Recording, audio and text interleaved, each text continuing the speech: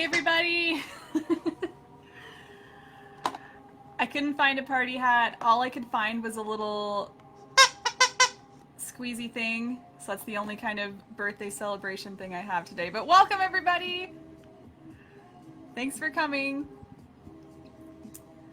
Hey Anna, hey Mish, hey Haley, hey Quinn, nice to see you. Bridget, Charlene, thank you so much guys for all the birthday wishes. It's so surreal that everyone's wishing me a happy birthday here. Amanda, Sharon, welcome.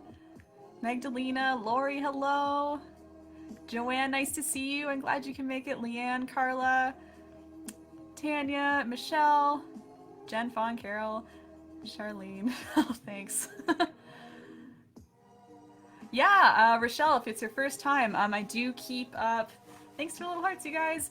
Yeah, I do keep up my videos for a limited amount of time, so you can see them on the Facebook page after. I also have plans to make them into some condensed YouTube videos as well, so you can kind of have a look for that in the near future.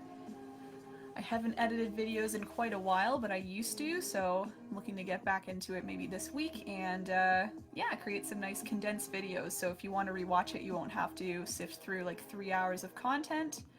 I'm hoping you'll be able to, yeah, just have a nice like 20-minute video that you can watch, and I'll try and condense it down with just the steps and maybe a few little fun moments, but otherwise, yeah, they will be posted. Alright, so yeah, welcome again to everybody. We can see the painting here behind me. Hope you're excited. This is another personal creation of mine. I heard a lot of you wanted some kind of butterfly type thing, maybe some flowers, a nice spring theme. Because we all know we just want spring to be outside right now. It's technically spring and we saw snow last week, at least here in Kitchener-Waterloo we did, so figured anything to get that springtime going is a good thing. Alright, so just before anyone starts asking, I'm going to post the little supply list in the comments there. See if I can pin that. There we go. Of course, Carol, they can. Yeah.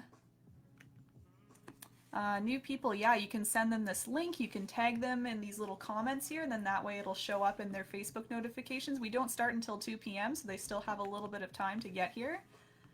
That's totally fine. No way, Carol. Carol, I read your message, by the way. I just haven't replied yet. Thanks so much for that. I wanted to take a little more time to read it all the way through. I kind of read little bits and, you know, got all, you know, lovey-dovey there. So anyway, I'll be replying to you a little later, but thank you. Blueberry butter. Wow. Get out. I didn't get to making a cake for myself today. I know, Carol, I said that I would make one and just eat it, but I didn't get to it yet. Maybe I will a little bit later.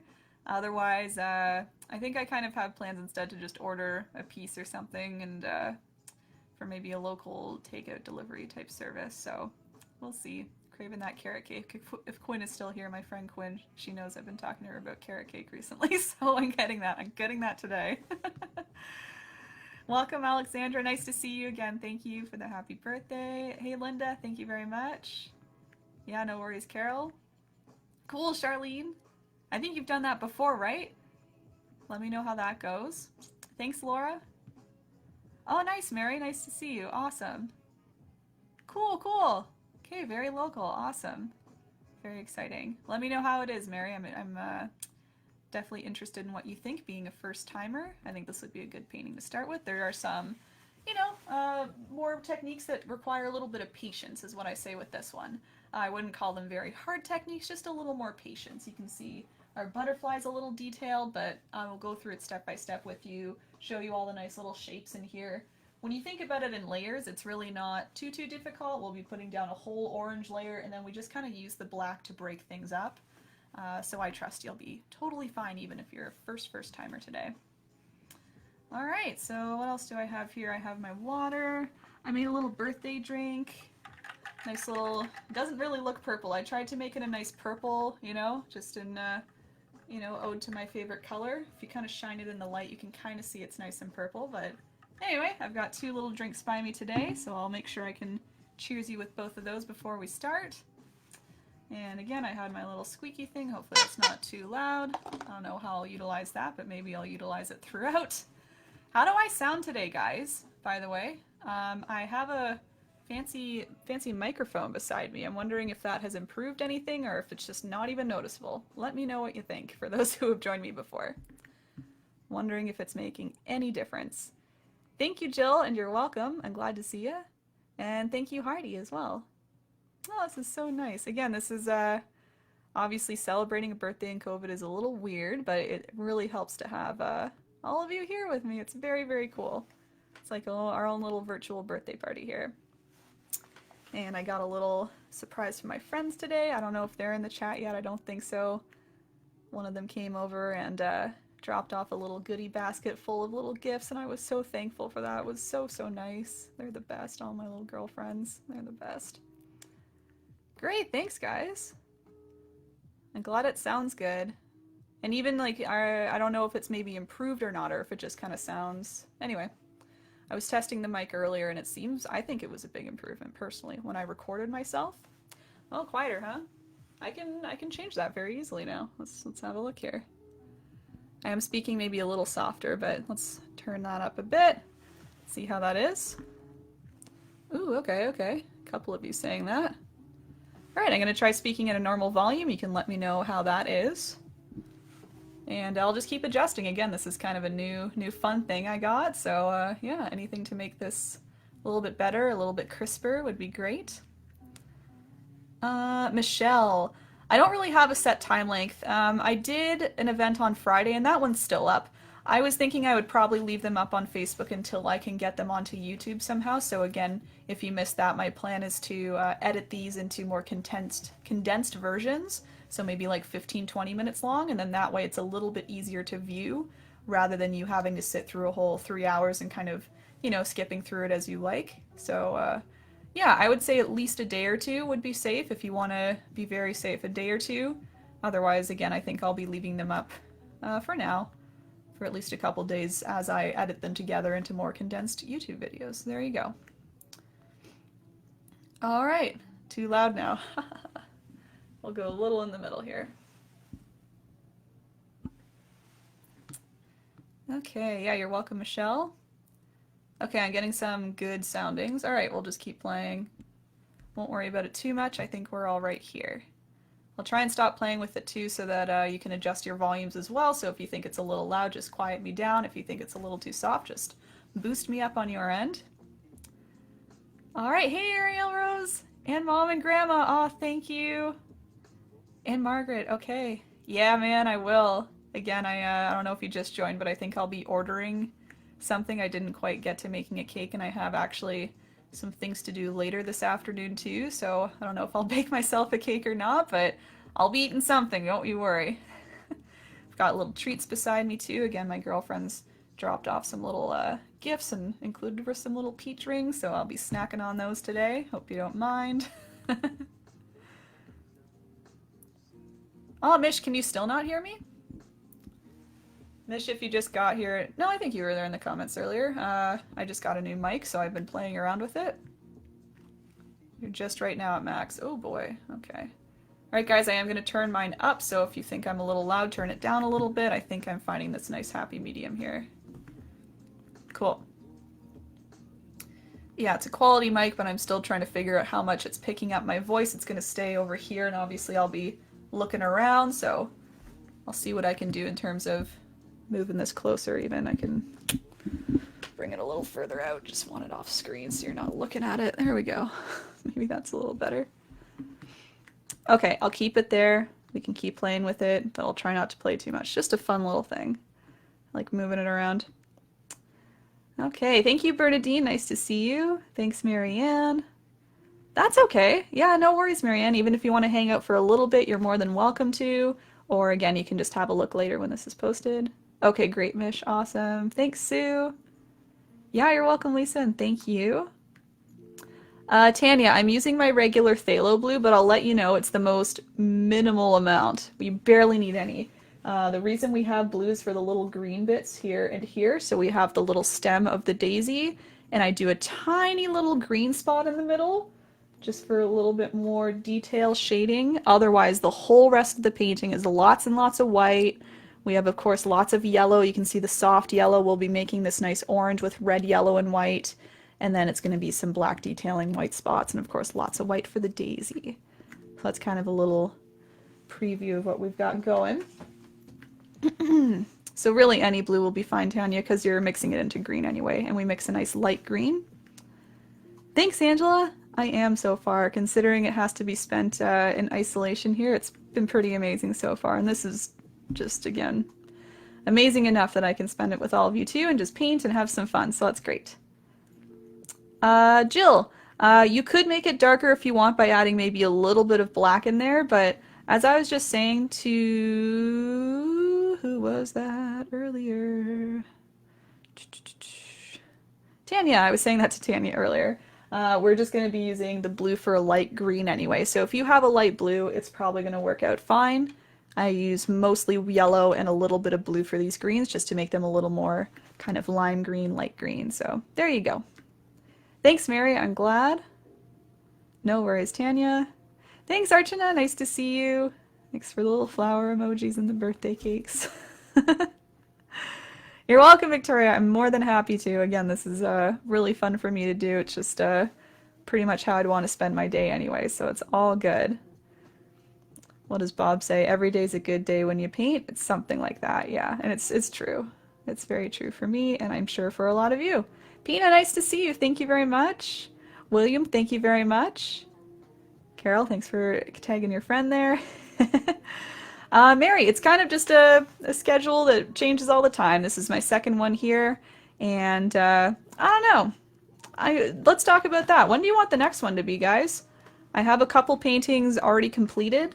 I know, or you know that I was asking you earlier this week about if you wanted maybe a beach painting. I do have that one ready to go, so I could do that one next if you like.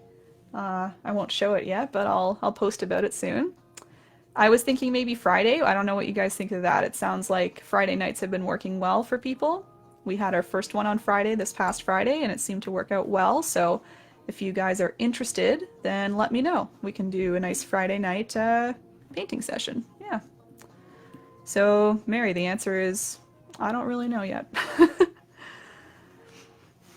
Thanks, Cassandra. Yeah, I think everyone can just kind of, I'm not going to play with the volume anymore, just so I'm not blowing anyone's ears out if I raise it up or anything. So if anyone can't hear me, just raise it up a little bit. I've been hearing that the volume has been good so far, so we'll stick with that. Maybe I'll adjust it if I start to lose my voice as I move in and out of my canvas area. Hello, Jamie and friend Emily. Nice to see you both. Melanie, thank you so much. Thanks, Kelly. Tuesday, Lori. Okay. You can see what I got going on. Got some things this week, especially in the evening, so not sure if Tuesday evening would work. Like early I could, but not evening. Again, my Friday is free. During the day, during the week is free. Tomorrow, Mish? Why not?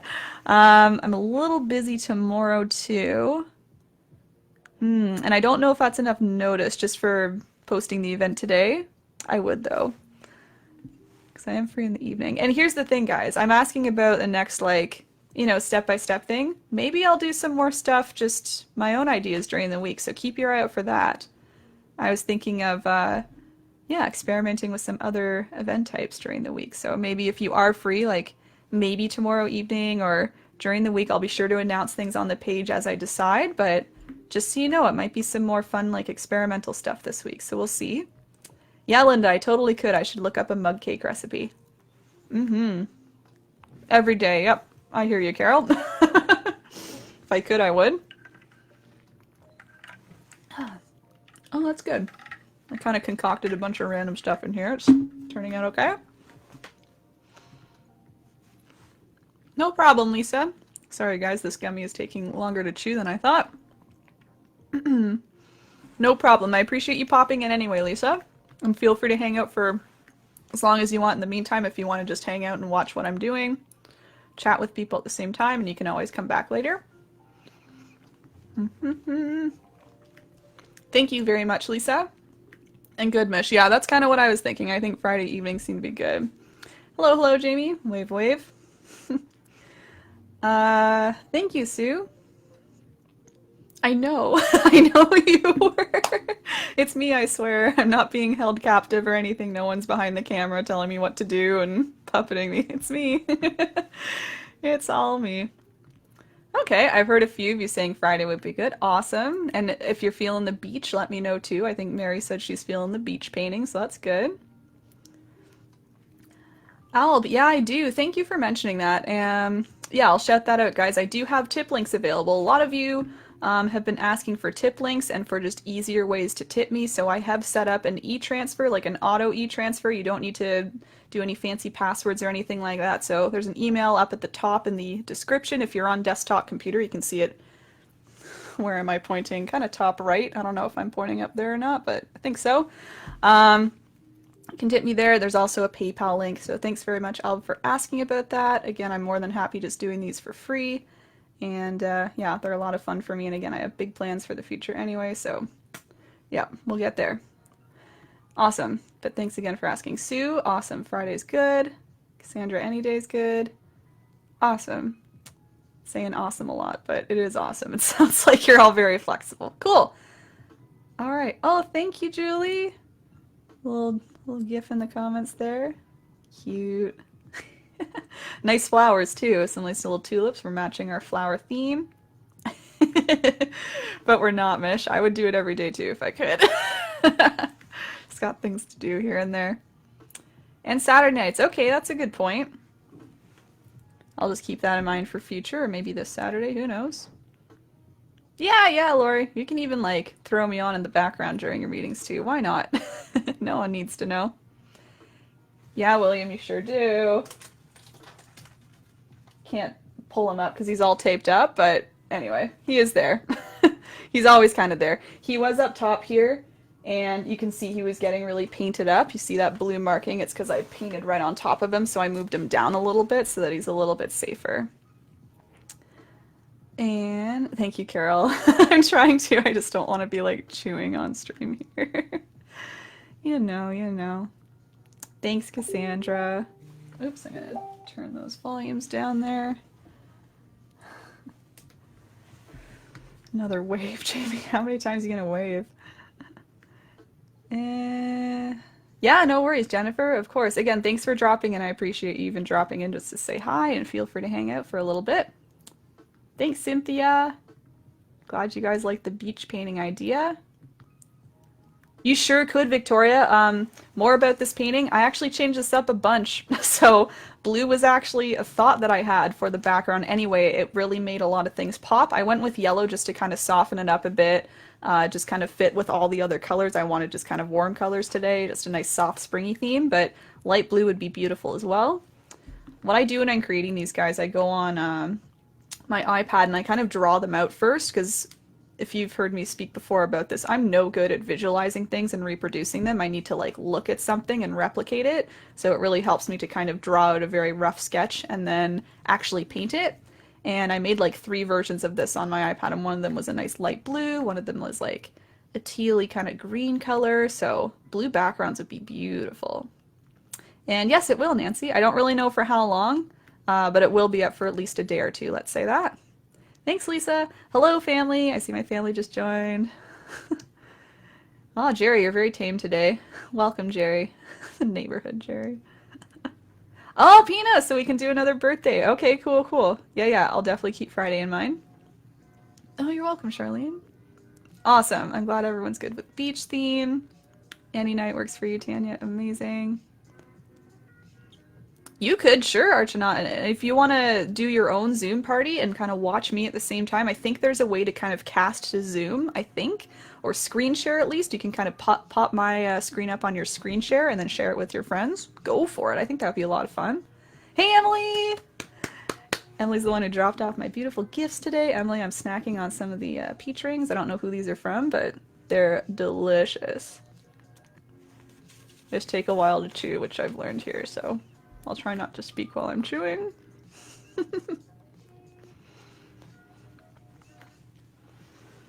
Hopefully it's not picking up my chewing my mic. Okay. Lynn, it will work. I painted on a rock. It's not within reach here, but I've done it.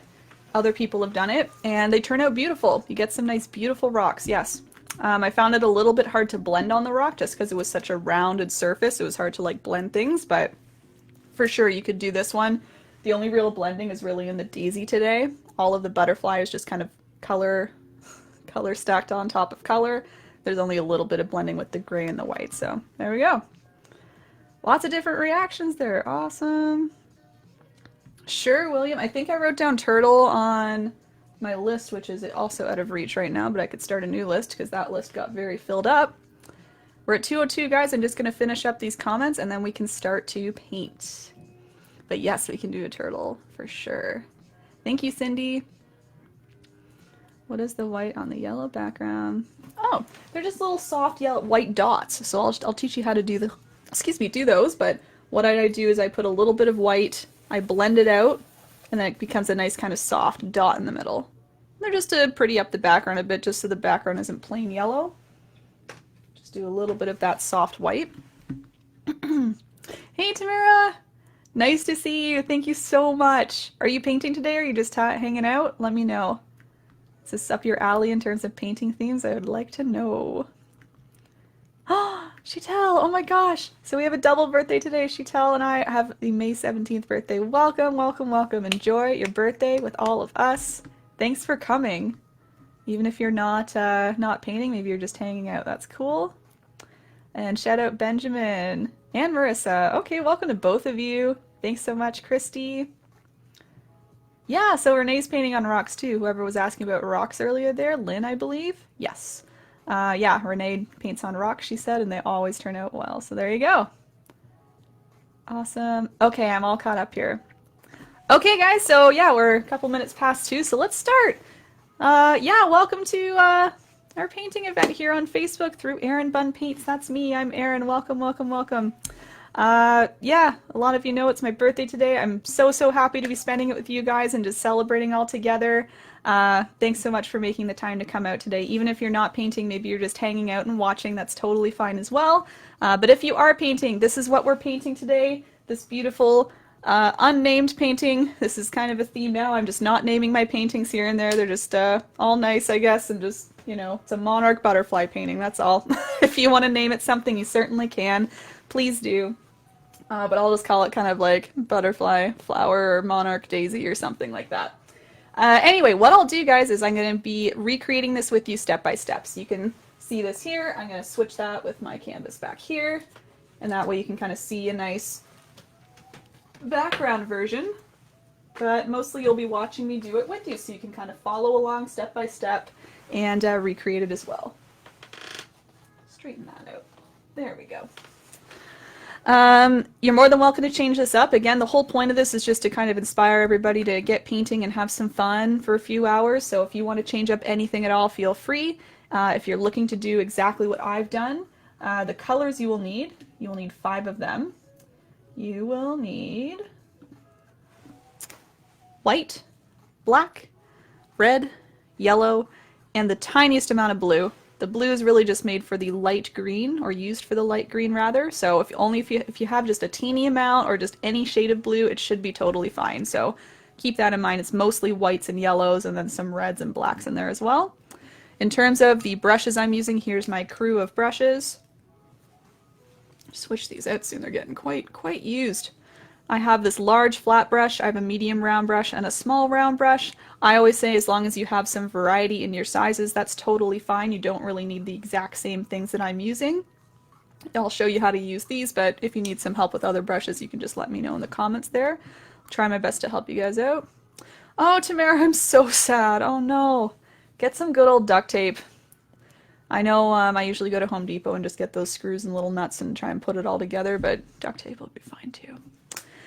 Otherwise, in terms of materials, guys, I have a towel beside me, I have a cup of water, and I'm wearing a little apron here. It's a little big on me, but I tried to tighten it up all nice, so that's my apron, just covering me up there.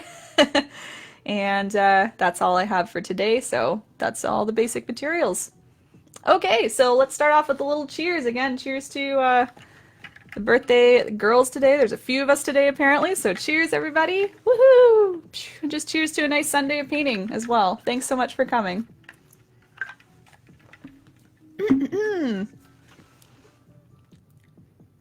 See? Yeah, we've got even more birthdays. Happy birthday, Nathan. 14th birthday.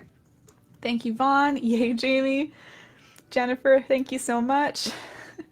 Jerry, I'll check that out later. Is that Mike the Situation? That's Ronnie and Mike. Thank you so much. Or is it Finny? Shout out Jersey Shore. Leanne, thanks for coming. Carol, yes. And then Tamara. Okay, I'll keep it in mind. Cheers, Jill, as well.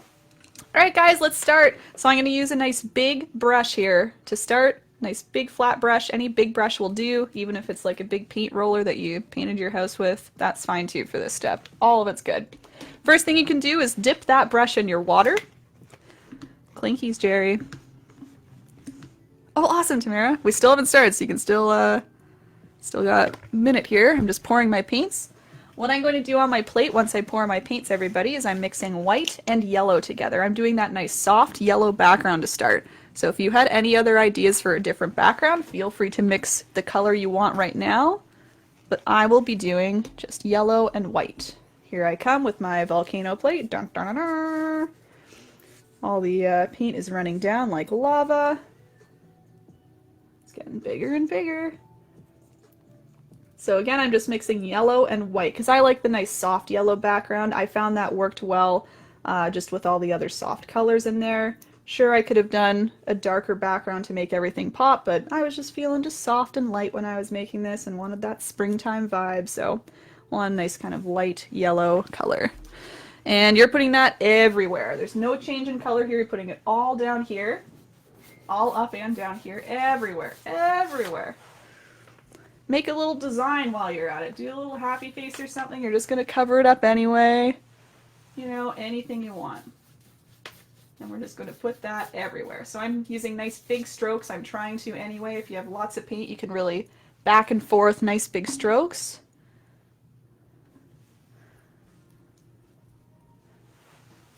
Thank you, Deepa. Thank you, Brooke. Hello, Benjamin. Thanks for coming. Thanks for coming. As you're going around, guys, you can also cover up the sides of your canvas if you wish. If you are using a canvas or if you're on your rock, you want to move this paint all the way around your rock, definitely do that because it's the background color. Just go around all those sides there.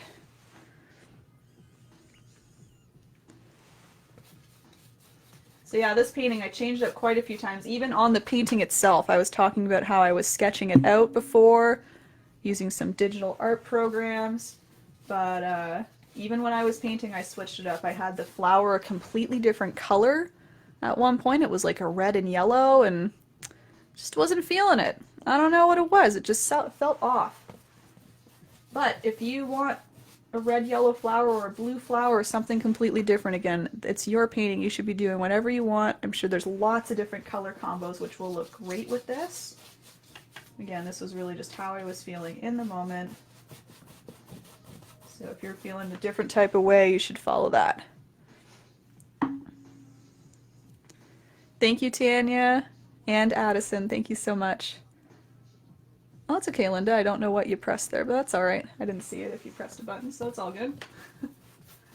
I did see a sad reaction at one point, a little crying reaction. I was like, why is everyone crying? What's going on? So maybe that's what you were talking about. Oh, no tears here. No rules here, but maybe just one rule, no tears. Be good if everyone's just smiling and happy. I think that's a decent rule. Even though I don't really like a whole lot of rules, I think that's a good one. So I'm just applying this everywhere, trying to keep my color consistent. If it changes a little as I go, that's okay. Sorry, happy face, it's time to go. Oh, and I was talking about changing the flower because you might even see a slight difference in my yellow down here. See that kind of more gold and yellow right there? It's because I was trying to cover up something. So if anyone has eagle eyes there and just noticed that and said, oh, Erin changed the color, what's going on? I didn't mean to. It's just because I was covering something up. The whole mission was to create just a very consistent soft yellow. So again, if anyone's spotting that, it's really just because I was covering something up earlier. And that just goes to show you, it happens to everybody, and not to say that I'm like a professional or anything, but that happens to everybody where you want to cover something up and just kind of give it a break. I gave that a couple hours and did something else and came back and was happier with what I did on top. So just remember that if that ever happens to you, you get a little bit frustrated with something, just give it a little break and just know you can cover it up and try again. Because I really liked my Monarch. I had done my Monarch at that point and I was like, I don't want a new canvas, I just want to keep going. So again, it happens to everybody. It's all part of painting. Okay, Linda, I gotcha. Yeah, I saw sad and angry too. I was like, who is angry right now? What did I do? How could you possibly be angry already? We haven't even started. Okay, I'm slowly reaching the bottom. And for those who are new here, what I like to suggest is whenever you're done a step, if you're ready to move on, you can hit the little thumbs up reaction, the one that you know, goes kind of floats up the screen. The thumbs ups help me know when everybody's ready to move on, or if you maybe need a little extra time, I can pause here and there. It's very flexible. I just kind of go with the flow in terms of what everybody wants to do, so just kind of like majority wins there. If I see lots of thumbs ups, I'll move on. If I see a couple, I'll give them another minute or two. I'm just going to go ahead and smooth out everything just to make sure it's as consistent a color as possible.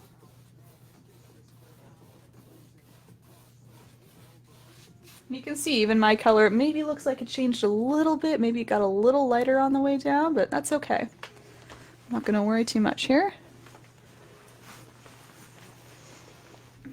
Alright, so take your time, guys, and again, you can move this along the edges if you haven't already, kind of cover up the whole entire canvas. I saw a few thumbs ups, I'll wait for a couple more here. But the next step, just so you know, is we're going to be doing those little white dots. Thank you, family, I just got your message. Alright, I'll try and fix that, we'll see. It's all a whole nice experiment today. Okay, I'll try and remember that. That makes sense. Couple more thumbs I'm seeing. Only a couple though. Lots of hearts, awesome. Here they come. Who's throwing those angries? I can't. Why are you angry? Thank you, Karen. Oh, nice to see you. Thanks for coming. Awesome. Okay, I'm seeing lots more thumbs. So let's go on to our white dots here. So again, someone was asking about what are those white things in the background. They're just soft white dots just to kind of add a little bit more of spunk to our background so it's not just a plain color. We're going to get some white on top. So I'm going to switch brushes now. I have this kind of medium-sized round brush, I guess. Any medium size will do. I just wouldn't use a big old brush for this. Dipping in my water, dabbing on my towel or paper towel, whatever you've got. Then grabbing just a little bit of white paint. Okay. What I like to do is I like to work on just a couple dots at a time, and it's okay if your background's wet. That's the whole idea. It's going to stay a little bit white, but it'll also mix a little bit here and there. So I'm just going to tap on some literal white dots to start. See how they're just nice and small? I just tapped on about 5 there. And I'm just wiping off my brush to make sure there's no extra paint. And then what I do is I softly kind of swirl my brush in the middle and come out with it. You can see what happens. It kind of fades out. It stays nice and white in the middle because I barely touched it. I just kind of used the paint and moved it around. Turns out to be a nice soft swirl. And that was the look I was going for. I liked these very soft swirls. So I want them to really kind of blend in. See that? And if they fade out too much, you can just grab a little more white paint because your background might be really wet at this point, and so they might fade out quite a lot as you blend, but just grab a little more. You can see just a little more now. I can make it even bigger. So just add a little more paint if you like, here and there. I'm trying to start at the top. I think that's where I started. Maybe I started at the bottom. I don't know what I did. Start wherever you started, because that way the paint will be a little bit drier, right? Rather than going straight onto the last part you painted. But you can see I'm just softly swirling my brush out, out, out. Leaves behind a nice white center and a nice faded outside. And again, this is just the look I like. Maybe you put on your white dots and you're like, huh, I kind of like just plain white dots everywhere. Kind of like a polka dot look. Keep it that way if you want. But I'm going to stick with mine here and try and do some swirlies. So I'll keep going here. Again, I'm kind of re-adding a little white to these because mine did blend in quite a lot. And then I'll move on to everywhere else here.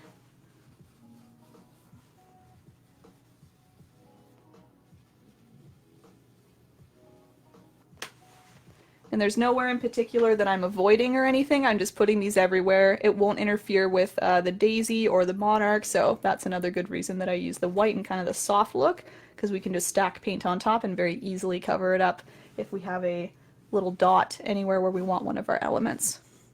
It is, Faith, yeah! We're all celebrating together today. We have a couple others with birthdays in the comments right now, so that's very exciting. We're all sharing our birthdays together. It's pretty cool. So I'm just going to add a couple more dots. Same thing, just using my medium-sized brush, tapping, tapping, tapping. And I'll start swirling out. And I like to change the sizes of these. I have a couple that are a little larger, a couple that are smaller. So just to, again, to get some nice variety in our painting.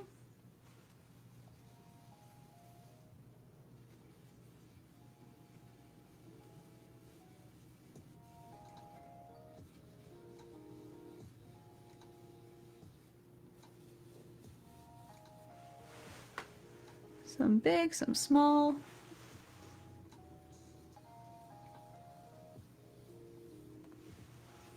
Going everywhere. Thanks, Sita. Thanks, Linda. And thank you, Faith. And yeah, shout out to everyone else with their birthdays too. I think I did start on the bottom corner. I completely forget where I started. Just because I can see my dots are showing up a little brighter here. I forget already.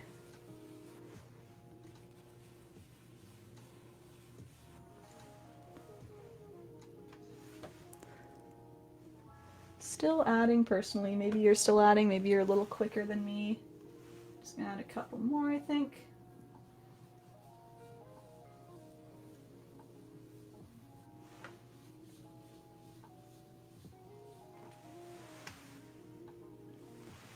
Yeah, just a nice springy, cutesy looking painting. Lots of nice light colors, bright warm colors, warm us up. It's even a little cold out today. I saw the weather and it said 14 degrees or something, and then I went outside and it did not feel like 14 degrees, man. It felt like 5 or 10.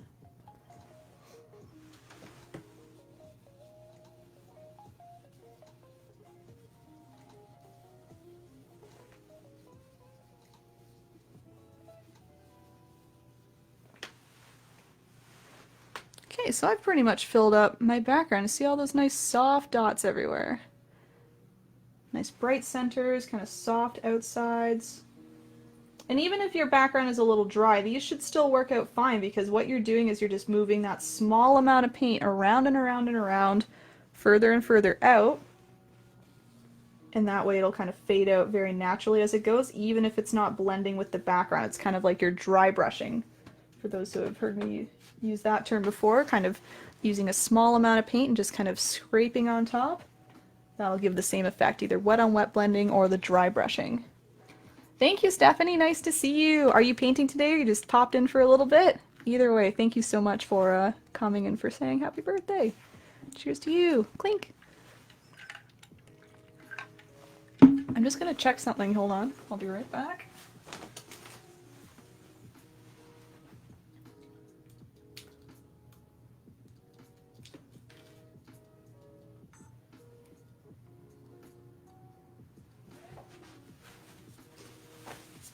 There we go, sorry. I have all these fun devices behind my computer that I'm checking in on. Alright, just giving a couple extra minutes in case anyone's still working on the background there. Sure you're all having fun with that one. It's a nice, just soothing little step. You can kind of lose yourself as you do all those little dots, filling up all your spaces, however you want. Maybe I'll do one more, why not?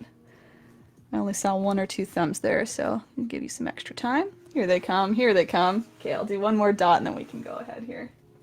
Just noticed a big blank spot up here, so I'm gonna add one more.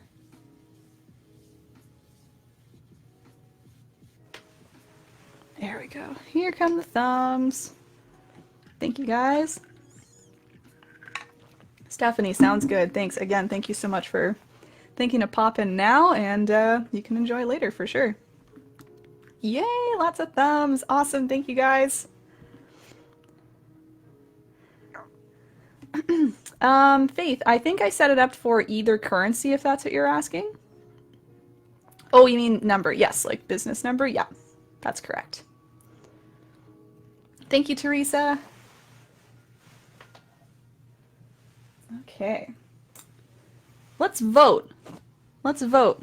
What do you want to start with, the butterfly or the daisy? We can really do either, because what we do is we go back and forth between them anyway. What I do is I do a base layer for one, I base layer for another. Again, it doesn't need to be that order, but we do white, white, and then we start to stack on colors kind of back and forth as they dry. Any votes for what you want to start with? Butterfly, flower. Vote now in the comments. Here it comes.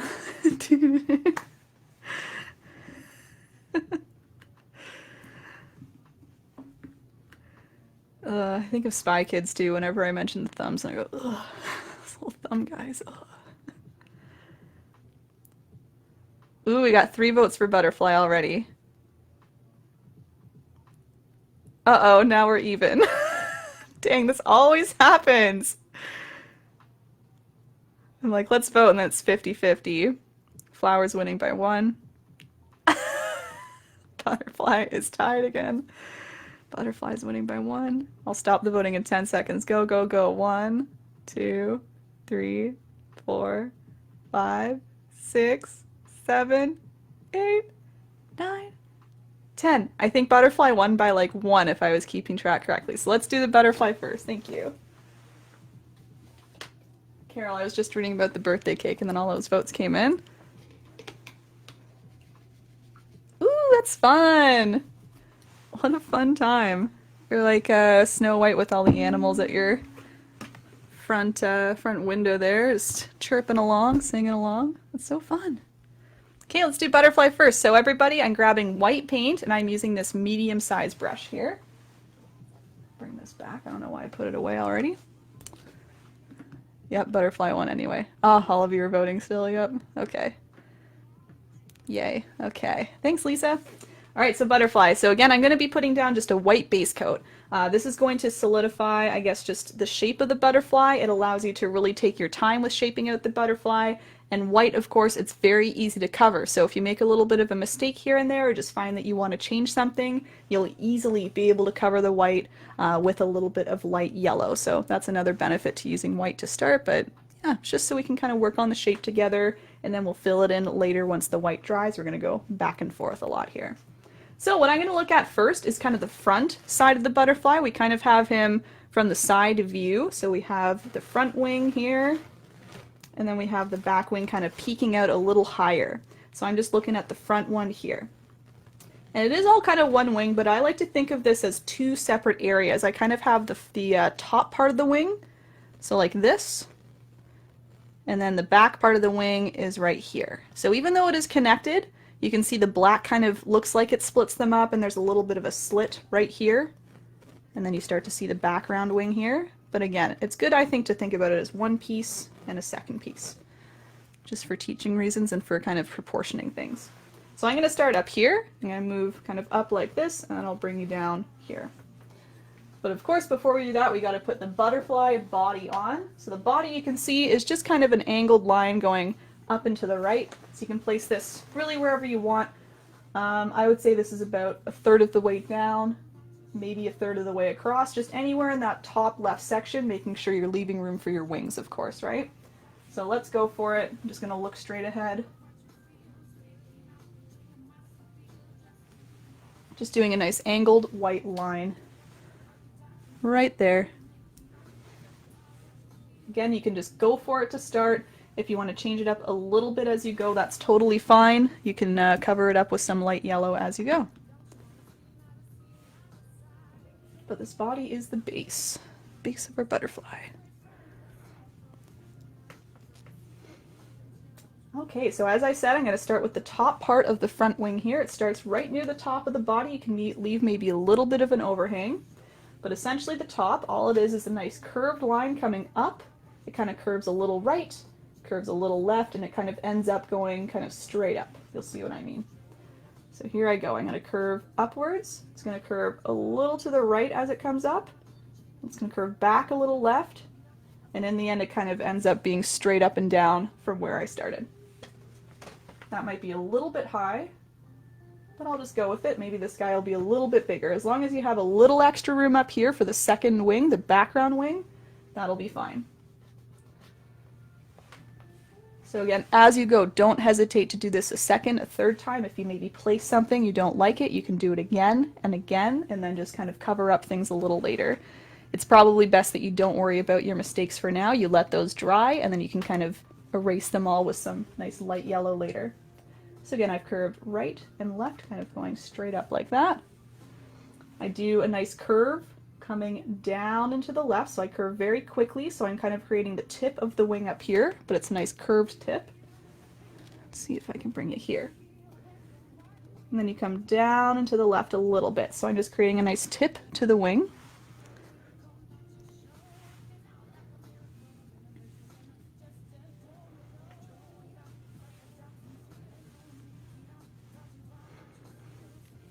Once you've got that, we can start to kind of flatten that line a little bit. So I'm going to curve it a little down to the left, just flattening it out a little bit more. So you see that? It was more of an abrupt angle first, and now it's kind of curving a little more left, kind of evening out a bit. So again, we're thinking of it as like the top part of the wing here.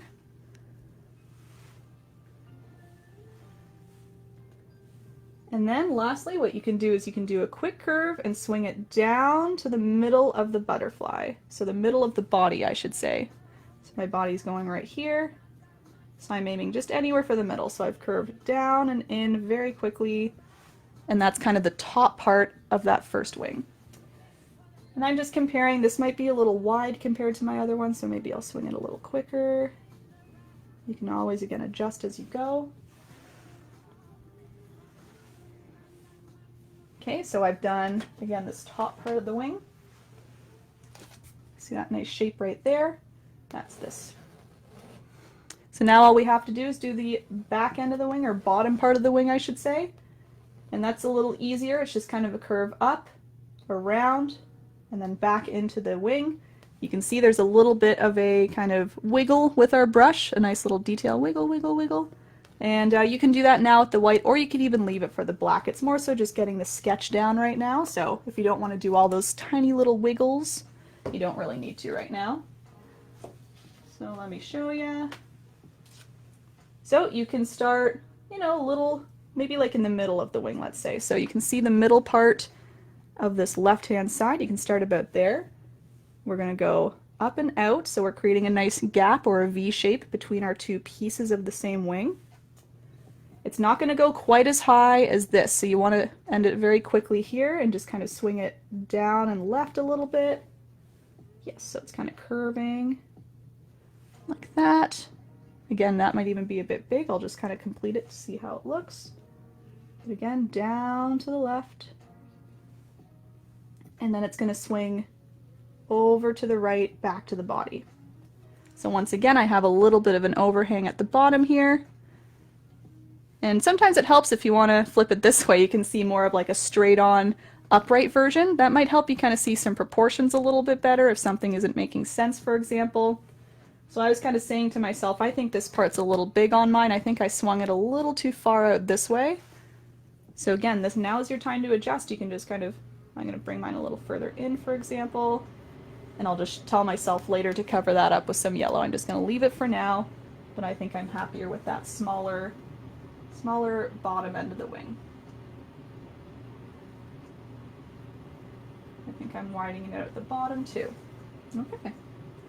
And these things too are very easily adjustable as we fill in the butterfly too. So even if you don't want to use your white right now to do it, as long as you're telling yourself that you want to move things around later on with the black or the orange or whatever we're using, you can definitely do that as well.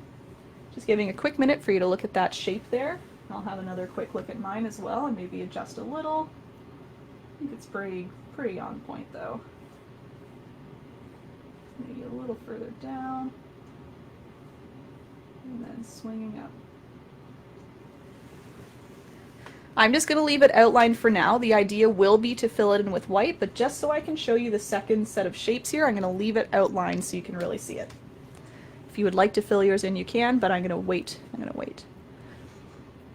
The other good reason to wait for correcting mistakes too is because they might actually just combine with the rest of your butterfly. Like this white part here that I don't like, it might just end up being part of the back wing anyway. So, you know, don't worry about fussing with it now. It might just kind of work itself out anyway. Okay, I'm going to do the back part of the wings here. I didn't see many thumbs ups, but I'm wondering if maybe you're just waiting for the end of the butterfly to thumbs up. So I'll go right ahead here and then I'll give lots of time if you need a little more time. Essentially all we're doing though is we're creating a taller version of what we just did, kind of peeking out from behind. So we're not worried about making this nice big curve to start anymore or the big curve to end. I'm just kind of recreating that top shape a little higher, right? So I'm going to start a little to the left of my original tip here on the first wing, and I'm just going to pull a little curve up. Again, just a little to the left of that first tip. And I'm just recreating this little shape here, the one that kind of curves down and then evens out again, then comes down again. I'm doing that exact same thing, just a little bit smaller because it's a little further away from us. So it's starting a little to the left, but again, I'll curve down, even out. And it kind of just curves off, I would say just before the other edge comes, so that it's not quite lining up, but it's a little peeking like a little behind there. See that? So it just kind of pops out on the top. So it looks like you're seeing kind of the inside of the wing.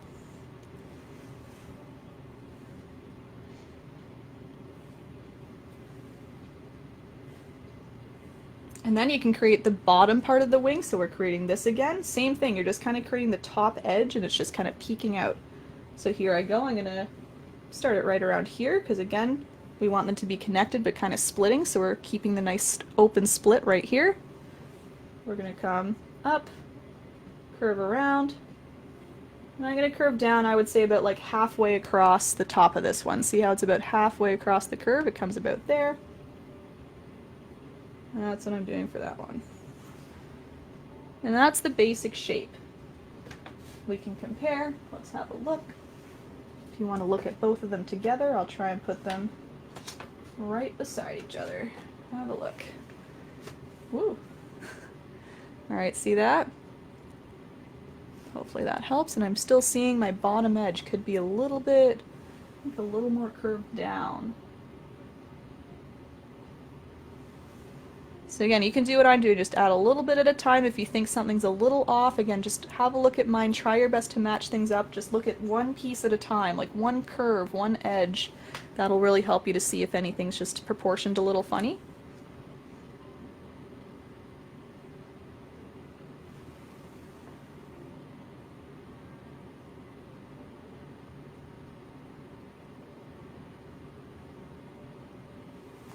Okay, and whenever you're ready, you can fill that all in with white, because the main idea of this step is not just to shape out the butterfly, but to give a nice base coat.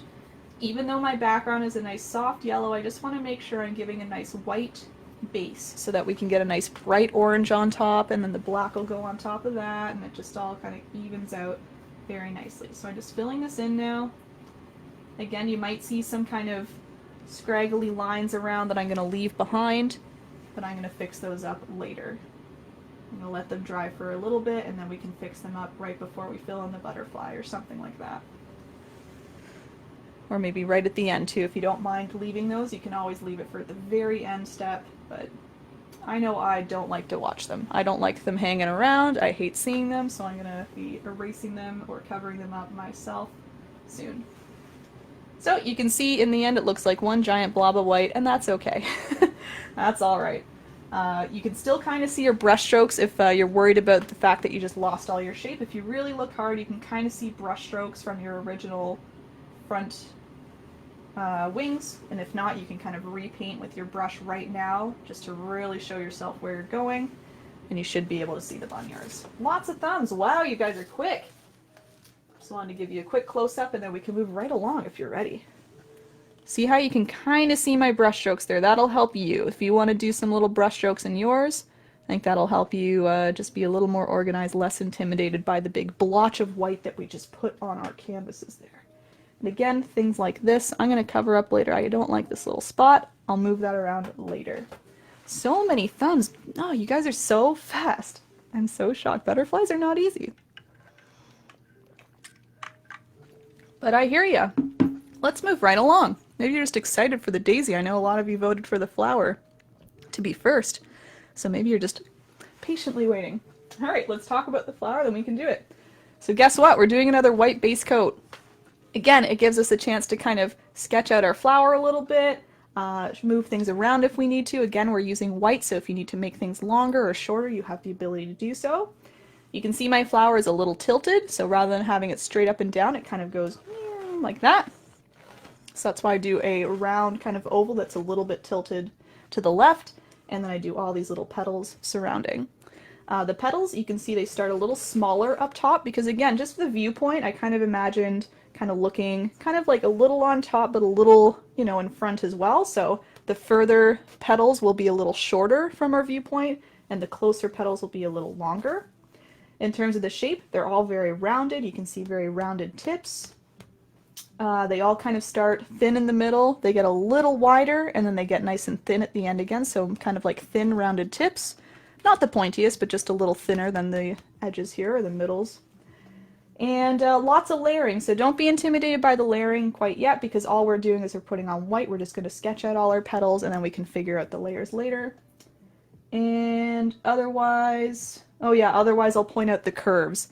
You can see they kind of curve on the edges here. So anything on the very outsides, as it starts to move to the left, for example, we start to curve to the left. We kind of curve up and down a little, up and down, up and down. When we get to the bottom, of course, things are just kind of going straight down, maybe curving a little bit depending on what side they're on, but they're all kind of curving, you can think, into the middle, right? So anything to the left of the middle curves in this way, anything to the right curves that way. Okay, so just keep all of that in mind. I'll try and repeat things, but just wanted to give you a little review before we get right into it here. So I'm using the same brush. Grabbing white. Thank you so much, Brooke.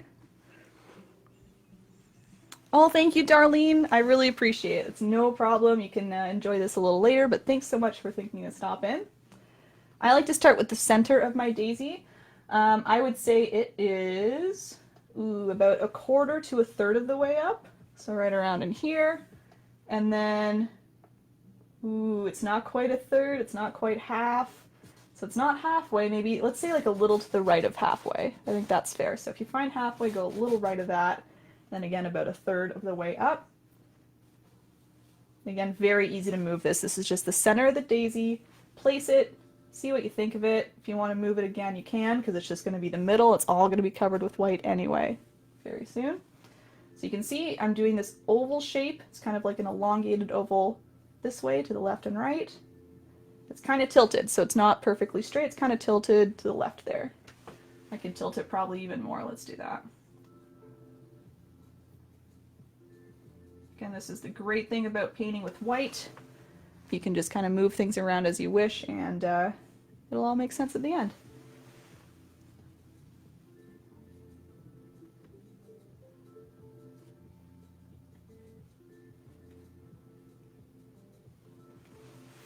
So the center's good so that you can kind of work your way around with all the petals. So that's why I like to start with the center. Maybe I'll start with the top petals. I'll work my way around one way so I can kind of show you petal by petal. But once you get into rhythm, just go at your own pace and keep adding as you like. So I'm starting kind of in the middle of the oval here. And because they're going kind of straight up and down or kind of straight out from the center, you can think of it that way. These ones are not going to really curve. I'm just going to do one to start like that. So I can really show you the good shape here. Starts nice and thin in the middle, kind of widens out a little bit, comes to a little bit of a tip at the end. Just trying to compare sizes. I think I might make this a little bigger.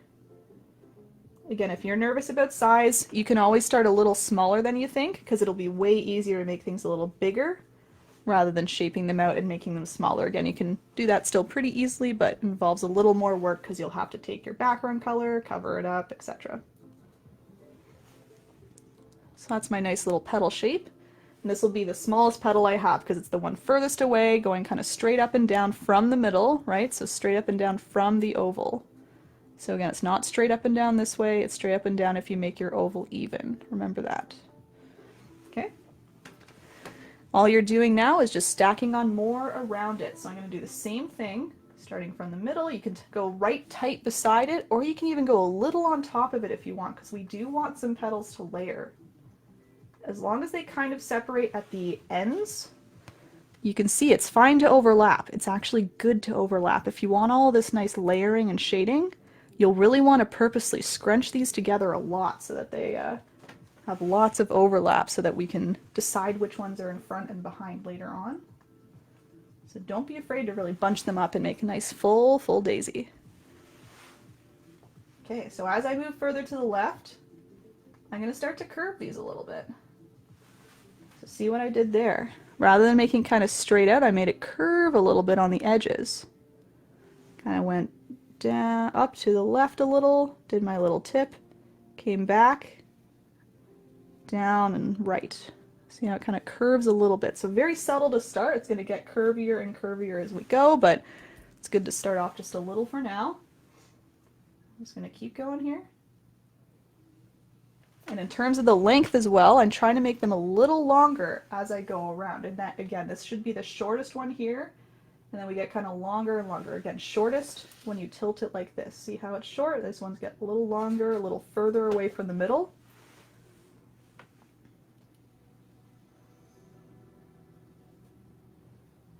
And again, you might find you kind of get in a rhythm. You might want to do a couple at a time, or you can just do one at a time. Play around with the sizes in terms of the width. You can make some wider petals, some thinner petals, and we can choose later on which ones are going to be kind of way in front and which ones will be hidden behind. So hopefully you can see longer, and they get a little further in and shorter as they got straighter up and further away from the viewer. Might even again make this a little longer. Constantly looking at that one, trying to get the sizing about the same. But you can also make yours whatever size you like, of course. It's your painting. Fill this up however you want. So of course, to make it longer, you can just extend the tip a little bit more. I'm just kind of rounding out the tip a little more, bringing it further out. That makes it a little longer each time.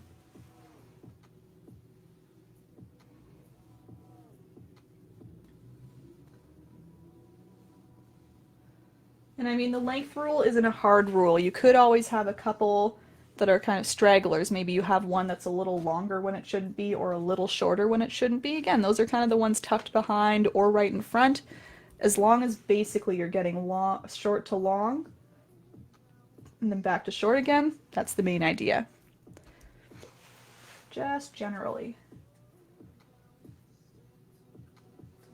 So again, I'm still trying to get these a little curvy. They kind of curve down to the left now until they reach the middle part here. They're going to keep curving in.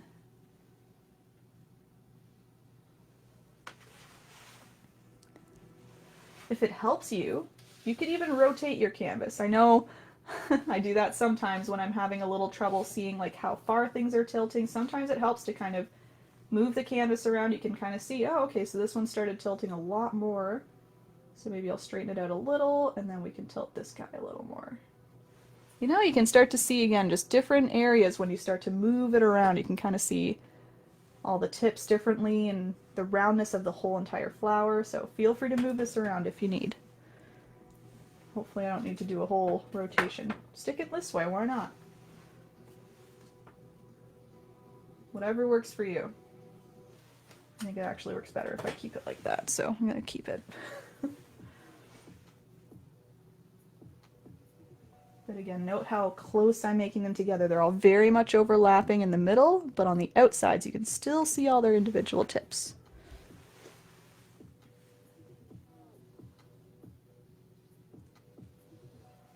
My flower in both here and the original, my tips just graze the bottom, just at the bottom.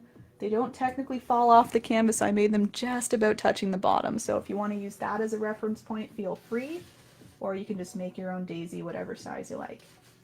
So I'm getting about to the middle here. So again, if I'm tilting it this way to make my center nice and even here, I'm getting to the middle. So that's my straight petal here. It's just going to come straight in and out here, no curve. I'm going to fill in one more there. And once I've gone past that center point, I can now start curving them the other way. So I'm now kind of curving down to the right, and they kind of move their way back into the middle a little bit. See, they're curving down like that.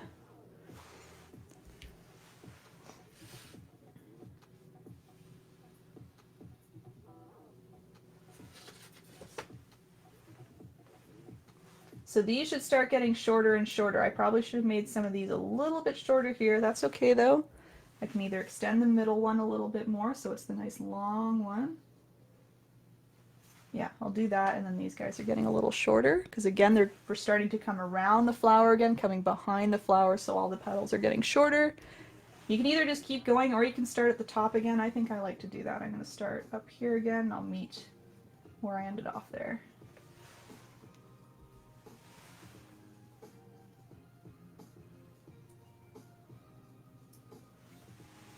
So just subtle curves to start, and then they get a little curvier kind of on the outsides.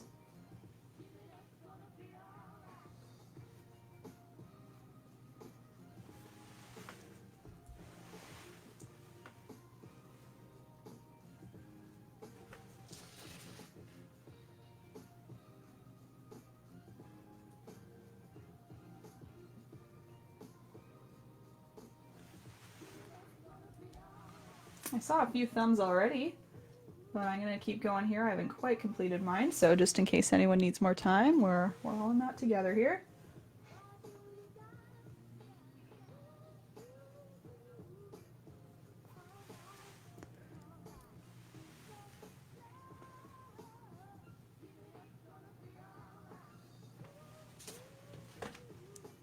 Ooh, I think that's getting a little bigger than my one over there. That's okay though, nothing wrong with a nice big flower. It's close. We'll see. I'm going to complete it all and I'll make a little comparison.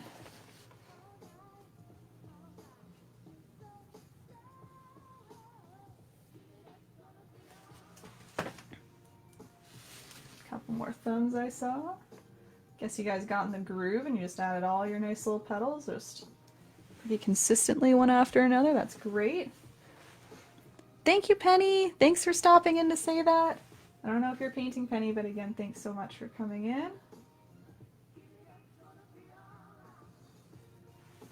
I think I can fit one more in there. Oh, there we go. All right, so before you fill it in, maybe have a good look and see if everything's kind of matching up the proportion you want. So right off the bat, I think from what I'm seeing when I look in the camera here, I think I want to extend these a little more. So what I'm trying to do, guys, is I'm trying to look at the very outside, and I want to create kind of an oval shape. It's not quite round because, again, we're not looking straight down at the daisy, where we're looking at it from an angle. So if you were to make an imaginary line all the way around the edges, you'd get kind of an elongated oval just like the middle, right? So you kind of want to match that with your outsides. So again, if it helps you to tilt, to have a look, you can. And yeah, I'm kind of seeing like a lopsided here. It looks way longer over here. I think I need to lengthen over here. So again, you can look at yours, decide what you need to do. You might not need to do this. But I'm just going to extend a couple tips here just to make them match their counterparts on the other side. Again, this daisy will be a little bigger than this guy because I am extending it even more now, which is fine. Nice big flower.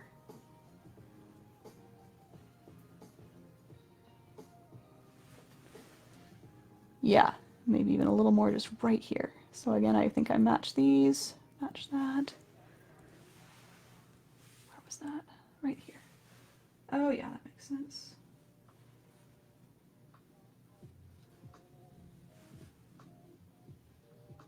You can also be looking for any big gaps if you feel like maybe you have a couple petals that could fit just a little bit of an extra tip in there. You could hide another tip of a petal, and then we can make that into a full petal later on. I think that's looking pretty good though. Still think there's maybe one or two down here. It needs to be a little longer. I just go little bits at a time. That's another key, rather than going really crazy and going, whoa, let's make it huge. I just little bits at a time. You can't go wrong. So you can see I extended all of these, and I think when I look on the outside now, I'm seeing more of a complete oval. Ooh, it's going to be big. So I'm just going to leave that there for a quick minute. Again, I saw some thumbs. I'll wait for a few more, and then what we're going to do is, once again, fill it all in. I know it'll be a little scary, because now we're going to have it all one big blob again, but we can have fun with our petals. We'll have all the tips to kind of work off of, and then we can pick and choose which ones we want to make behind or in front of each other. A few more thumbs coming in. And guess what? We get to go all the way back to the butterfly again. We get to start doing some orange. Cleaning it up a bit. A few more thumbs. I see them.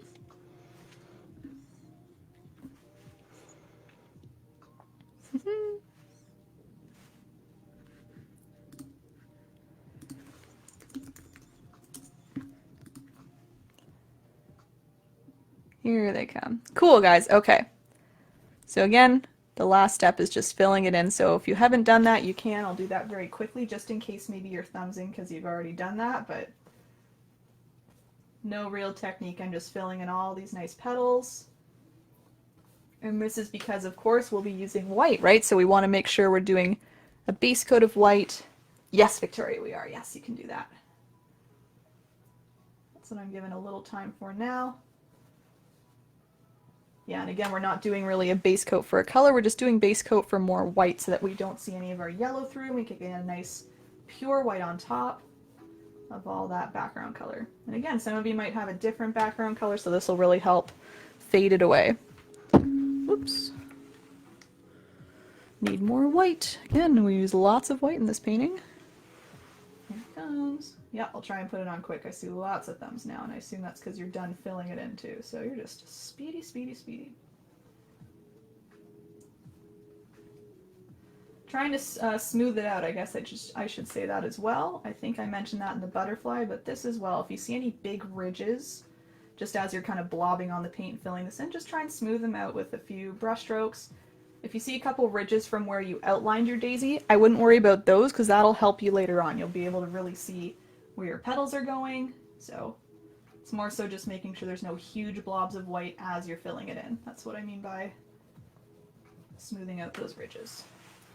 Because again, it'll help you see things like the center. You can kind of see some ridges in your center probably, and just in between petals as you go, so that'll help kind of bring them back later on.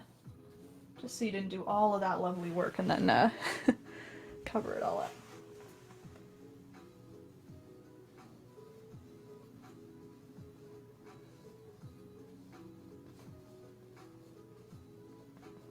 Okay. Again, I have maybe a gap here. That's okay. If you have a gap or two, that's all right. Maybe some petals are a little further away. All good. Might be nice for my stem anyway. Okay, so again, assuming those thumbs were for you were ready, ready, ready, like you filled in your flower already, let's go back up to our beautiful butterfly. So I'm doing a monarch, so I'm using some nice oranges.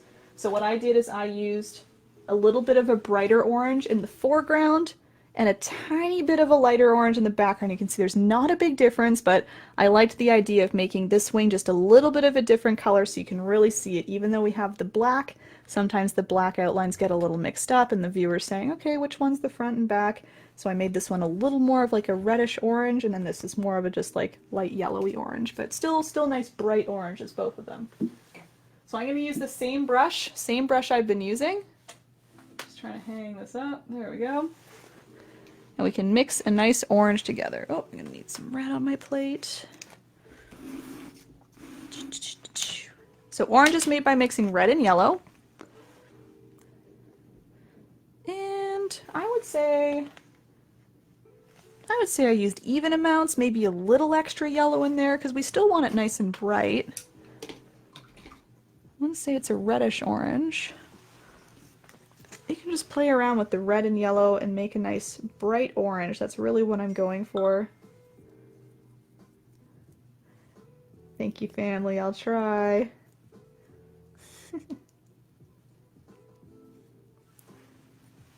Yeah, I need to play with that a bit more. Okay.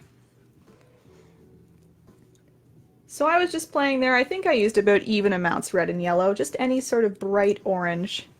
Beautiful bright orange for your nice monarch. And again, I'm looking at the front wing.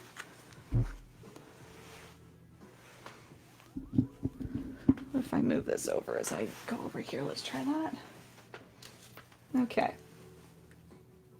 So whenever you have your beautiful orange, you can just fill in your wing. You don't need to worry about where the black lines will be going. The idea is that I just use a nice plain coat of orange. We're going to let it dry, and then we're going to go over top with some black. So you can really fill this all in with orange. If you'd like to leave the very outsides blank with white, you totally can, because we're just going to use black anyway to outline the wing shape later. So if you don't want to risk, you know, bring the orange right out to the edge, you can certainly leave a little bit of a white edge. But mainly what I'm trying to do is fill in the whole thing with orange. And when I say whole thing, sorry, I should clarify the front part of the wings first. The front wings, foreground wings, because we're going to be changing up the orange slightly when we move to the background wing.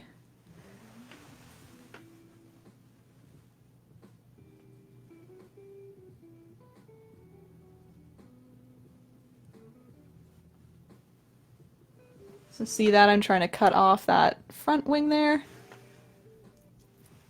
Just focusing on the foreground.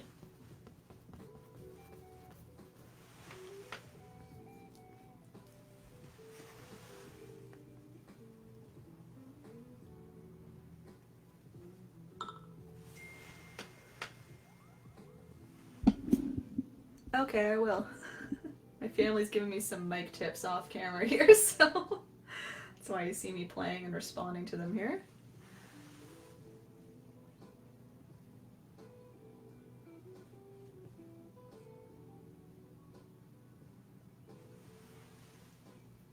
So as I was saying before, if you have a little bit of a white edge, I don't know if you can barely see that, just a little bit of a white edge, I wouldn't worry too much about it. If you're someone who likes to use the orange to kind of clean that type of stuff up now, go for it. If you're someone who couldn't be bothered because we're just going to put black on top anyway, then you can leave it. The body as well, I'm not worried about what's going on there. We're going to put a nice clean black body on later. So if you get a little orange in there or leave it white, either of those will be fine. But either way, you can see what I also like to do is smooth out the orange. Sometimes the orange can get a little bit streaky.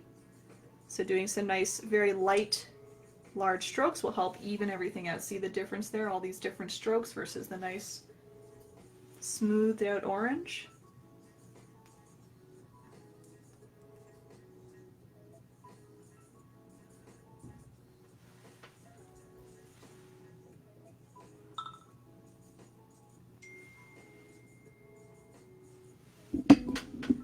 You're messing me up, family.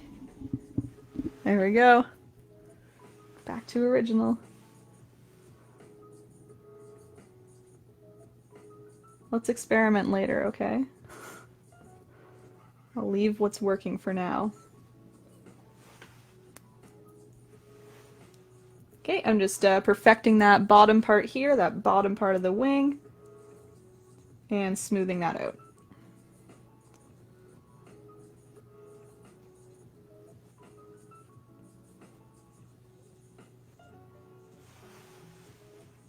Nice bright, bright orange.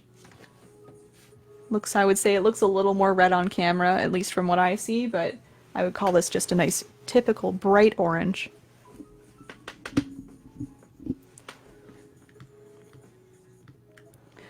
No worries, Glenna. Oh, I just saw your message. Of course, no problem. If you want to hang out just to kind of see how the rest is made so it kind of helps you later, you're welcome to.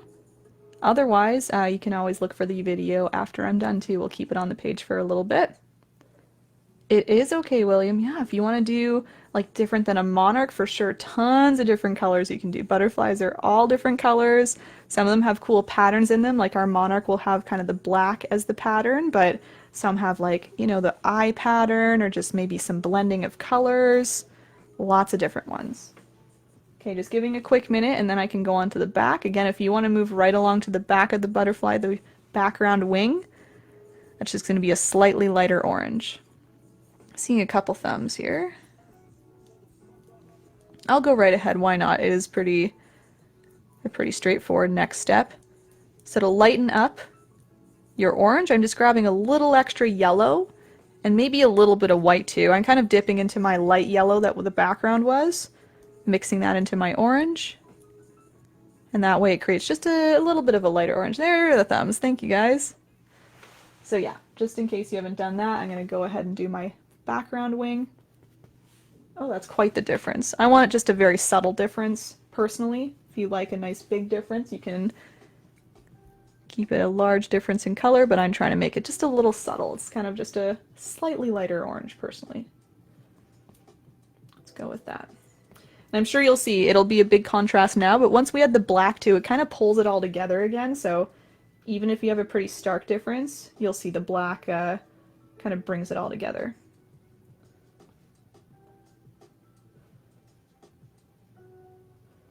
So trying to tuck it right in just to really make sure you're getting all of that white space covered. Again, if you have the outside edge a little blank, that's cool. But you want to get right next close to the other color here, smooth it out. So you can see a slight difference there.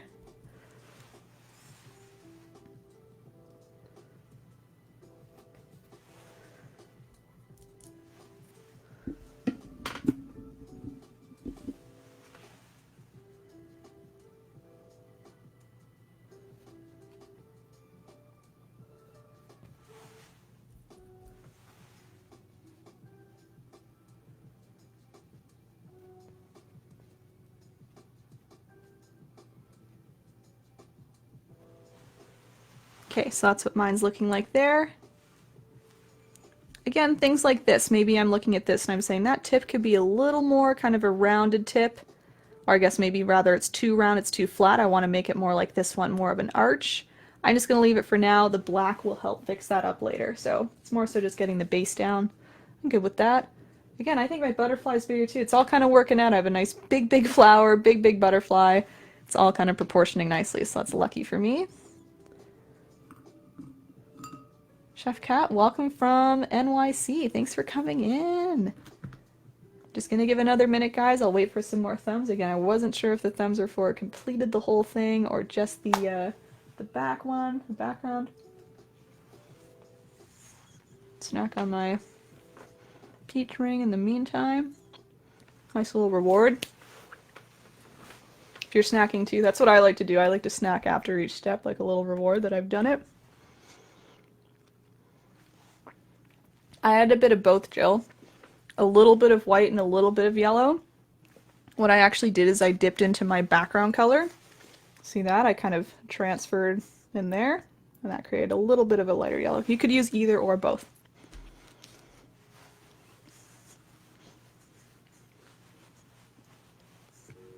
Seeing those thumbs, thank you. That thumb, there we go. Whoops.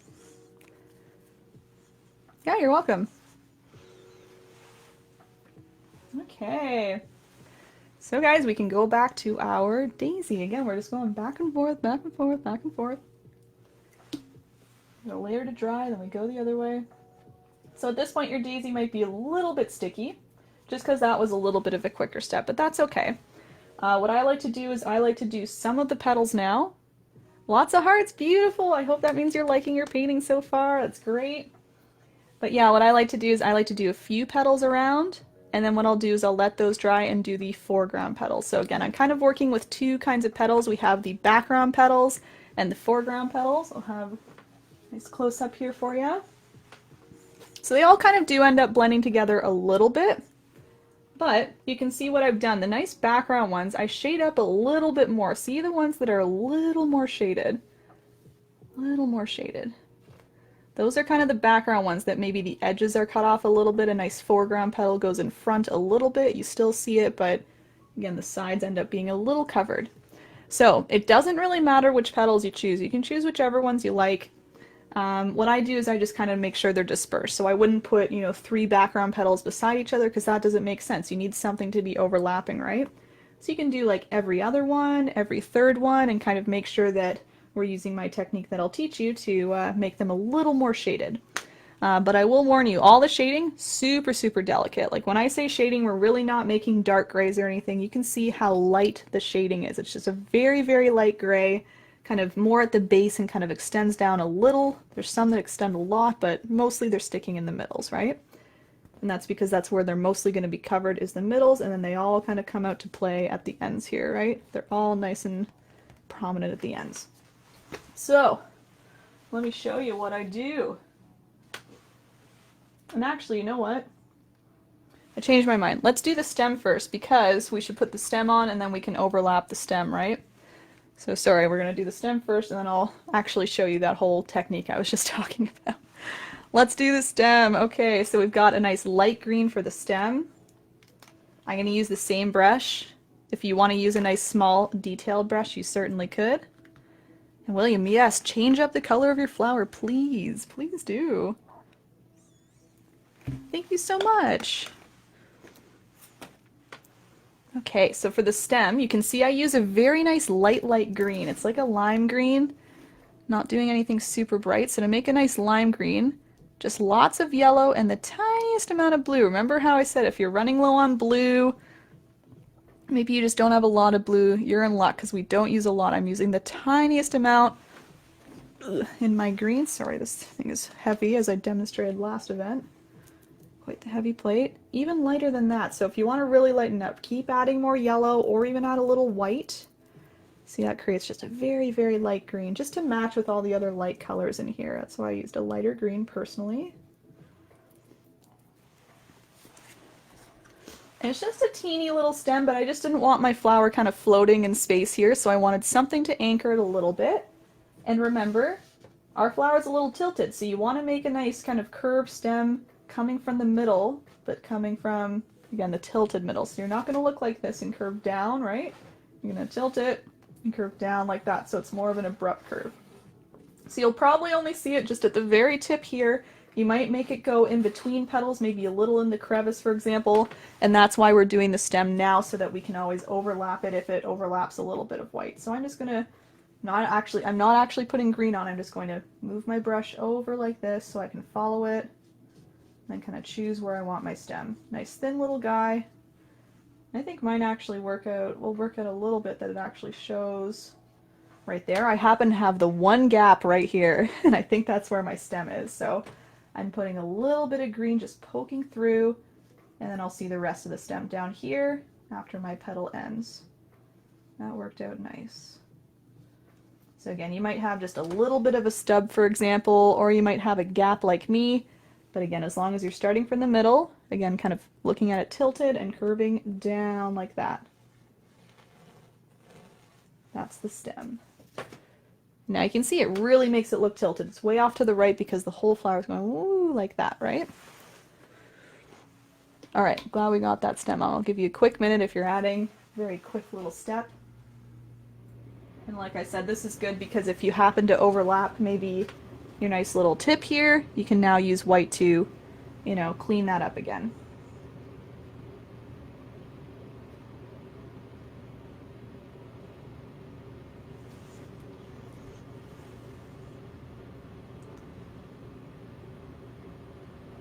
Just trying to straighten out that edge.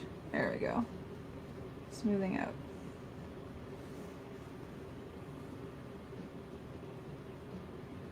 Okay. Keeping it there. Alright, how you guys doing? Give a thumbs up if you're ready. I'll actually move on to the step that I was yakking about earlier. Here we come. Awesome. Just gonna make sure I have enough white on my plate. Yes, I do. Great. You'll need white and a little bit of black, guys. A little bit of black. Thank you so much, Stacy. Thanks for popping in to say that. Sure, Carol. Maybe what I'll do is I'll show you the daisy step, and then I can do that maybe a little later for you. Yeah, we can kind of put one off to the side if you want. Sure. All right, guys, so let's do the steps I was talking about. So those background petals. So once again, we're not doing every single petal. You'll just be picking and choosing a few that you're going to put behind everything. So we're going to shade them up so it's a nice light gray, and then that way when those dry, we can put some foreground petals right on top, chop them up a little bit, make them look behind the foreground top petals. Alright, so choose whatever you want. If you're totally lost of which one to choose, maybe choose like a smaller one, like a smaller width one, like a little teeny one, because I think theoretically the smaller ones might be pushed kind of below or behind. So this one has like a little bit of a thinner tip. See how that tip is a little smaller? So let's start with that one. So what I'm doing is I'm grabbing white on that same brush I've been using, this nice medium-sized brush, and I'm just repainting that one petal. So you don't need to concentrate on anything else around it. You're just kind of repainting the shape of that one petal. And you can see, maybe you can see, how bright white it is now. It really helps cover up the background. Any small amount of background you can see there, it no longer shows in that one. So that's, again, why we're doing that second coat. But another reason we're doing the second coat is because we want to make a nice base layer that's wet, so we can blend in just the tiniest amount of gray and make this a little shaded. See how bright that one is compared to everything else? It really sticks out now. So I'll show you just one petal at a time, but once you get used to this step, you could do maybe 2 or 3 at a time. But here I go. So I'm now grabbing on my brush. I can't tell you how many times I'm going to describe just the tiniest amount of a light gray. So you can take your black. Oh, I don't even have black. I'm dipping into dry black. That's what's happening on my plate. Grab a tiny amount of black, mix it into some white so you make a light gray. And again, even after you make the light gray, you're taking a small amount of the light gray. So just small amounts of everything here. Small amount of black into a large amount of white, making a light gray, and grabbing just a little bit of that on your brush. Again, it's easier to start with less. You can always add more. And then what I'm doing is I'm working from the middle. I'm going to come out. I'm also trying to use a thin edge of the brush, so I kind of wiped my brush on the side of my plate. Here I go. 1, 2. See how little was coming off there? Just a tiny amount. So those are some pretty prominent streaks, and I like that for the foreground petals, but for the background ones, what I actually like to do is blend those in a little bit so it helps the gray blend into the white a little more and creates a little extra shading. So now what I'm doing is I'm grabbing my brush. After I applied those gray streaks, I'm wiping it off on my towel a little more so there's no extra paint.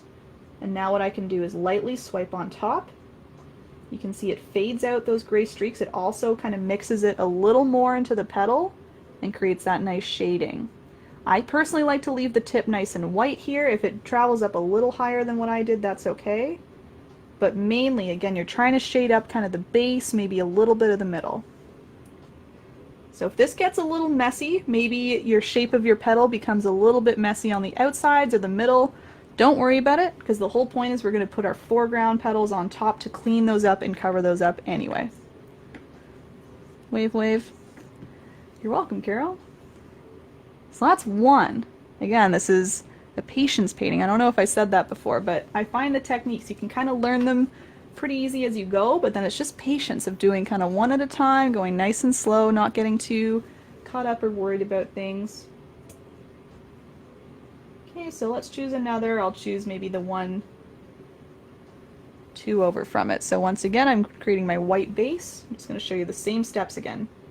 So I'm done with this petal. I'm moving on here. Adding my white base. So reshaping now one petal, I've left a blank, I'm going one petal over. There may have been a bit of gray on my brush, but that's okay because I'm just going to add it anyway. Going back to my plate, grabbing a little gray, swiping once, twice, maybe 3 times this time, why not?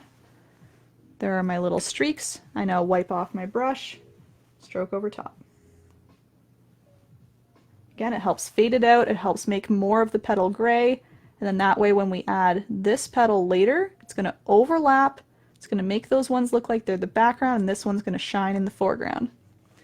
Hopefully that's making sense now that we're kind of getting a couple on there.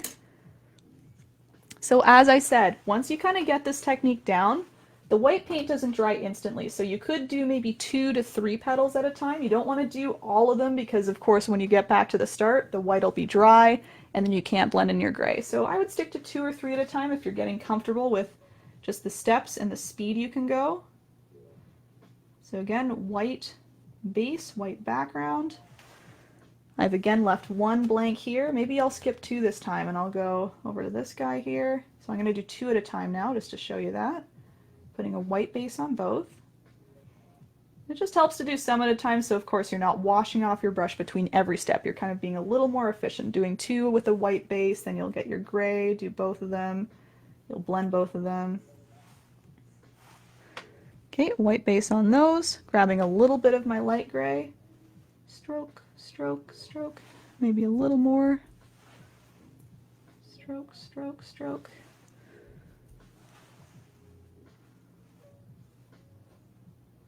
Now just kind of blending on top. There we go. And again, you might still see some of your original streaks, like see how it's a tiny bit darker kind of with the thin lines and then it's a little more of a light gray around. That's great too, so you get some ridges. Because all the little daisy petals, when I was looking them up online, they all had these nice little, very subtle ridges kind of in the middle, like one or two very light gray lines. So I wanted to try and replicate that in mine. Okay, I'm just going around again. I'll do a couple more. So now at this point, yes, go at your own pace. Go at your own pace. I'll again wait for your thumbs. I'm clearly not all the way around yet, so you can keep taking your time. I won't be moving on in the next minute or so, so just keep taking your time. Enjoy these steps.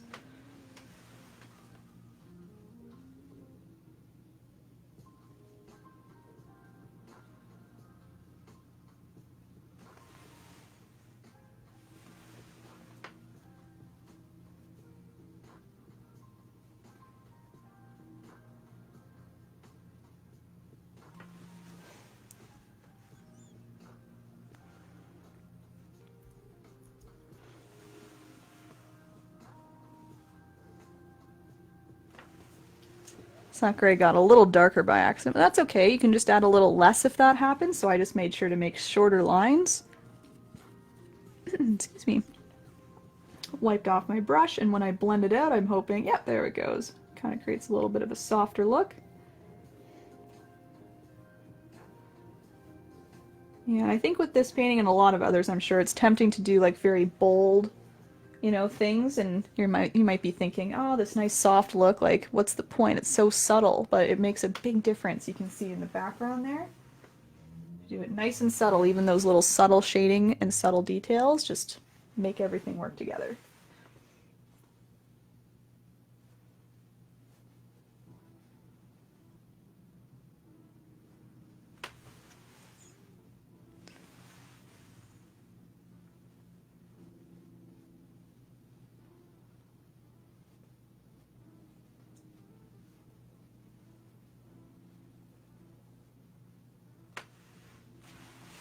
And if you ever get to a point where maybe you did add a little too much gray, you kind of saw me do that, and maybe when you added yours, maybe it didn't blend out the way you wanted to.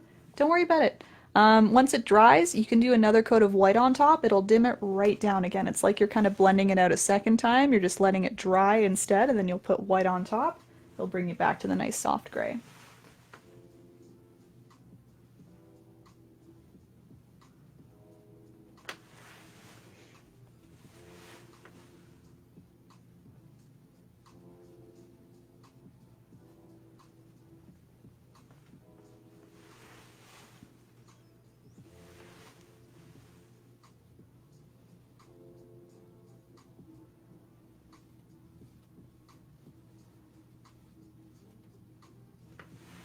Alright, I'm getting there. I think I only have a few petals left.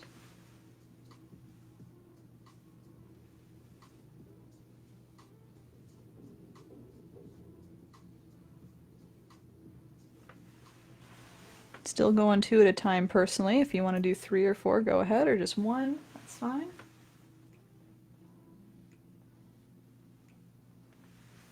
And again, just really make sure you're getting all the way to the middle. It's again very important that we have the gray close to the middle as well, so it really creates some shading when we add our middle on top.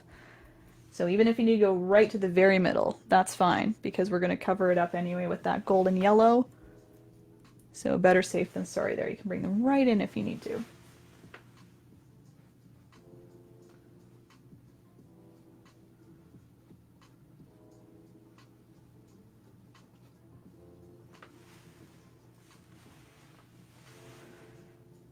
Okay, yeah, I think I'm on my last 1, 2, 2 or 3.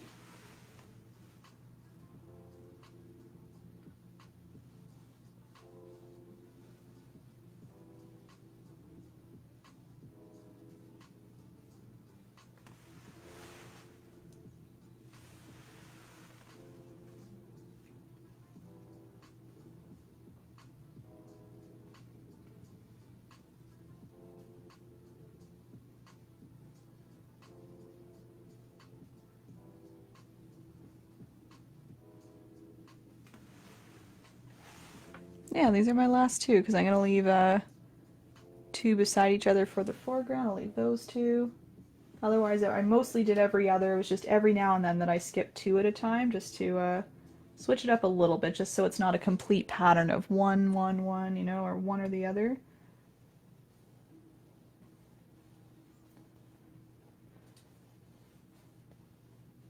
Oop, that was a lot of gray there. So you can just grab a little more white if you added too much gray. Use that to blend it out a little bit. Again, it's okay to have a couple too that are even a little more gray than the others. It just gives you lots of variety. Alright, so that's how mine's looking. So again, you can see every now and then I skipped maybe two. There's another two there, but otherwise it was mostly every other. And again, you can see how soft it still is. There is that light gray there, but still quite soft.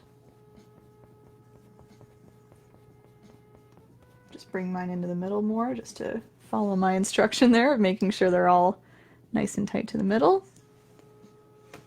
And I'll wait for a minute or two to see those little thumbs if you're all ready. Otherwise, just keep taking your time. What we'll be doing next is going up to our butterfly. We'll be doing some of the black patterns. And that'll almost complete the butterfly. We'll be very close.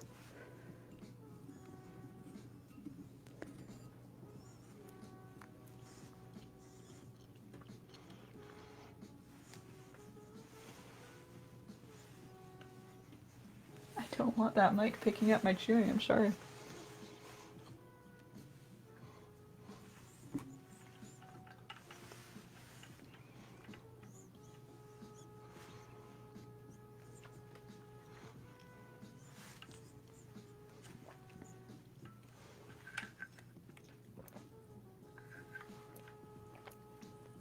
Lots of thumbs, awesome. All right. Sounds like you're good to go.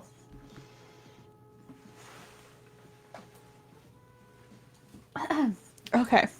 Let's go back to the butterfly, guys. So again, you can see what we've done on the daisy. We did those nice gray background petals. You can see how subtle they get too. We'll be chopping them up a little more, right? Okay. So if it's looking a little dark, don't worry. That's what mine was looking like too, and then it chopped it up even more with the foreground. But here we go. We're going back up to the monarch. So all we're doing now is we're just doing some black details. I'll lead you through kind of the patterns I was seeing as I went. I looked up again some pictures of monarchs on Google so I could use some references because I'm no good at envisioning things by myself. But one thing, easy thing I noticed is a nice big black outline. You can see a nice thick black outline pretty much all over the wing here. So along this top edge, or yeah, side edge, top edge, down. And then on the bottom part of the wing, the thick part only kind of stuck on the end here. You can see I closed it up with a thin edge on the bottom. So let's start with that. It's a nice semi-easy part just to make a nice thick black outline. Again, other than just this very bottom edge here. But otherwise, the background wing, same thing, thick black edge. I'm going to use a nice teeny tiny brush. Nice detail brush. And of course, I'm using black paint. One suggestion I have would be to water down the paint a little bit. So you don't want to create a pool of liquid black paint, but I'm just kind of dipping my brush in the water, swirling into a little bit of paint just to make sure there's no blobs. I found the blobs very troublesome when I was trying to make some thin lines, so I found watering down the paint a little easier for me. Okay, here I go. So I'm just outlining my wing. My wings, multiple wings. You can start wherever you want. And I usually start with a thinner line than I need, and then I can thicken it up as I go. So I'm using pretty much the width of the brush right now. I'm just kind of doing a solid line. And then what I'll do is I'll go back and thicken it up even a little bit more. So again, this is your chance to alter things. So remember I pointed out that tip there? I didn't like how rounded it was. I can now take the black and just make a new tip. I can make it a little more abrupt the way I wanted. And there it is, right? So use this black however you need. Of course, you'll want to use this black as well to cover up any white that you might still see, any white kind of outlines that you have if you left any open on the edges. Just make sure of that. Otherwise, you can overlap the orange if you'd rather. Whatever works for your painting.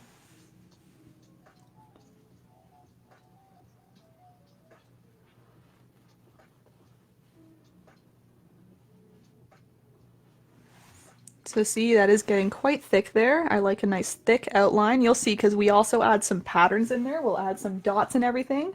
So even though it might look a little big right now, a little thick, we will be filling it up with dots, and that helps make it a little more delicate again. This thick outline does kind of chop up the wing. So remember I said to think of the top versus bottom wing. This does swing down and kind of separate the top bottom. So I do a nice curve down, just like we did when we were making the wing. Remember I said curve down to the body. We're just kind of redoing that with black. So it's just the pattern that's separating it. It's still obviously the same wing. It's just the black marking that really makes it look a little different, right? It makes it chopped up again. Oops. Otherwise, I'm going to the bottom part of the wing now. And again, we want to do a little bit of detail with this black here. I'll bring this forward so you can see. Remember I pointed out that the bottom part, the bottom part of the wing has a little bit of a ridge. It goes like bump, bump, bump, bump, bump. So you want to do that along that top, should I say the top curve? I'm not sure what to call that. Bottom curve, you know, end of that wing here. You want to do that nice little bump up with your brush. Get some nice curves in there, and you can do that on both edges, so the inside edge as well. It kind of bumps a little bit here and there.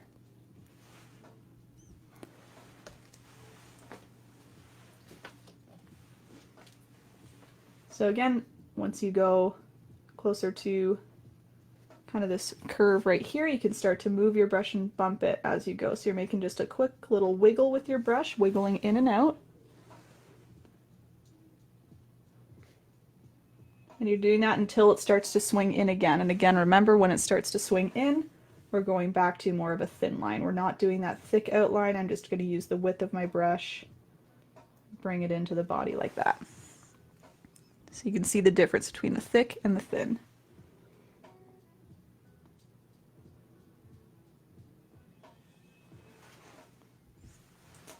This little bumpy part too should be thick as well, so I'm just doing a second bump around the inside edge, and I'll just kind of fill it in.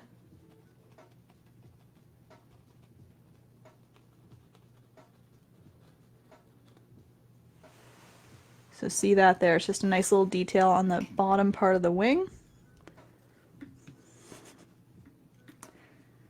Yeah, Jerry, I'm totally going to make that exact butterfly you posted.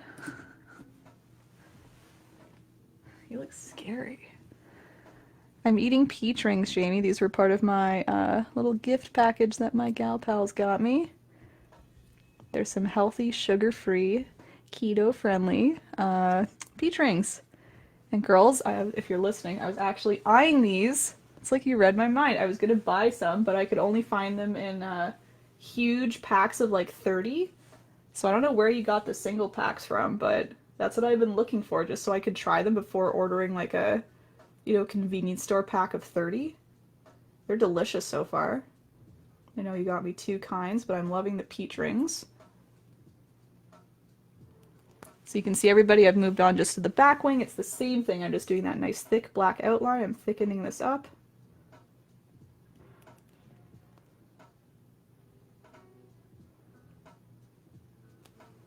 Just outlining for now, and then I can do all the nice little patterns inside in a minute or two.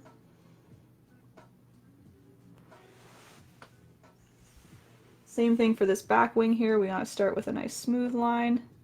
Quickly we'll go into the bumpies. Bump, bump, bump. And then we don't really see the bottom end of the wing, so you can just bump until it meets up with the foreground wing.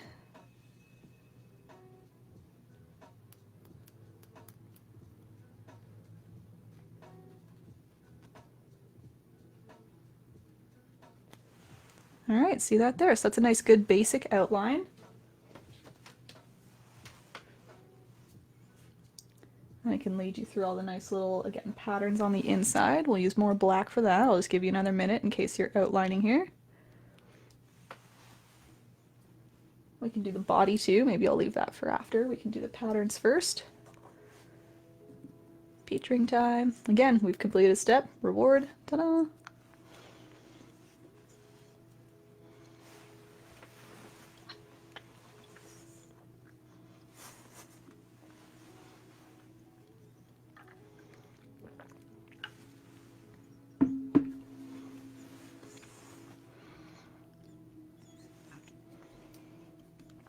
Let me know how you guys are doing.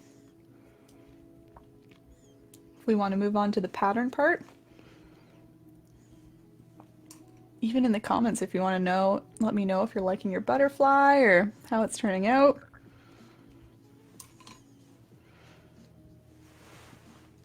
Bring this guy forward in the meantime, you can have another look. But you can see how he's coming together even just with that one outline. Now we're just kind of filling in the middle of him. Getting all those beautiful patterns in there.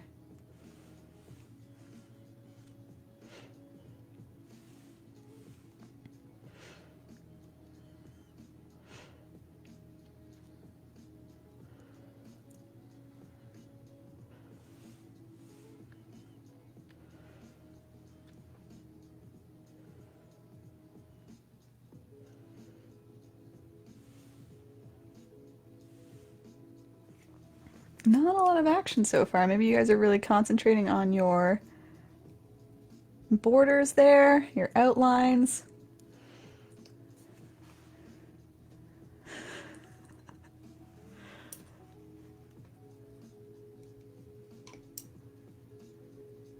Just the packet, Jerry?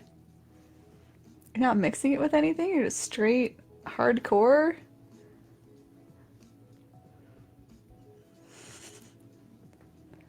Check with your doctor, man. That might be a lot.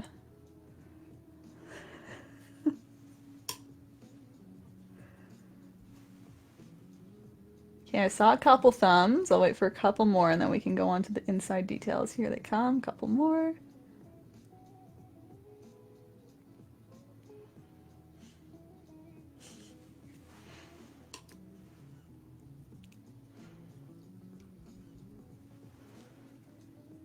Here we go. All right.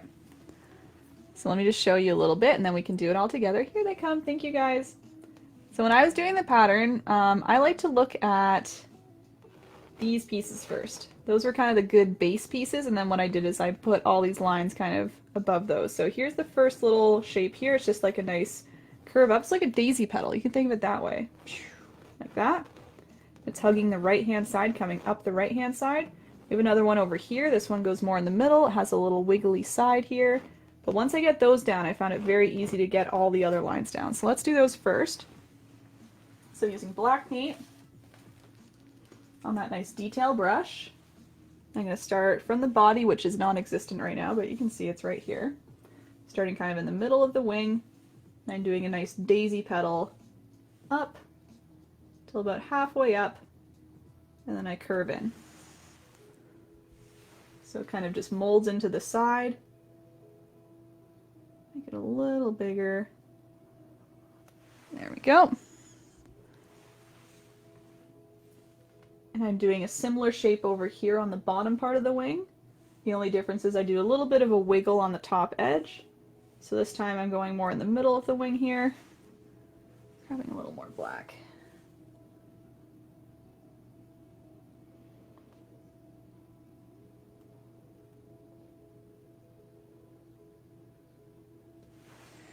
And then I'm going to do a little wiggle on the way down. And then kind of come back in, so it's more of, again, that nice oval shape like a petal. It's kind of going out and in, out and in. So I'm starting with those two shapes. You can, whoops, have a look at those.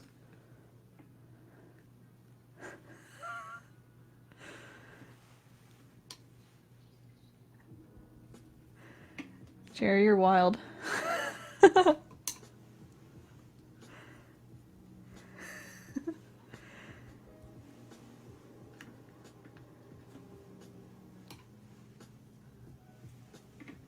Okay, so working from those shapes, we can do a couple more lines coming out. So I'm going to go to the top here. I'm going to look at that area. And I'm kind of making more oval shapes. So what I'm doing is I'm going to be working with the outside lines we've already made and kind of making ovals into those shapes. So we'll kind of alter the border a little bit. We'll make it thicker as we go. You'll see. So I'm going to start kind of a little bit further up our oval. I'm going to start making a new oval. So it comes up, around, then hugs this edge here. And to make it, here's what I'll do. I'll keep going with these ovals and then I'll show you what I mean. Okay, I'm going to do a second oval, stacks right beside it, gets a little bit lower, So a little further away from that top edge, but it comes back down, meets up with that first oval. And then one more, a little bit smaller. Yep, great. So we got 3 little ovals there.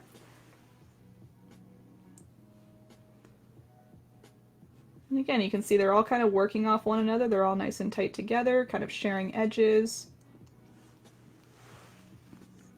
Colliding with that bottom.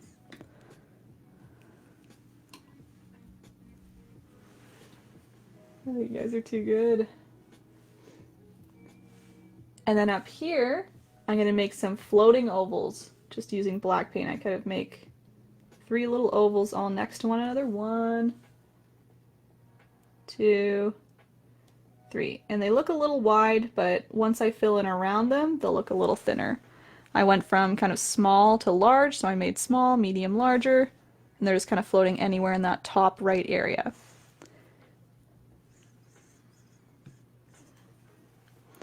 How many crackers can you have at one time, Jamie?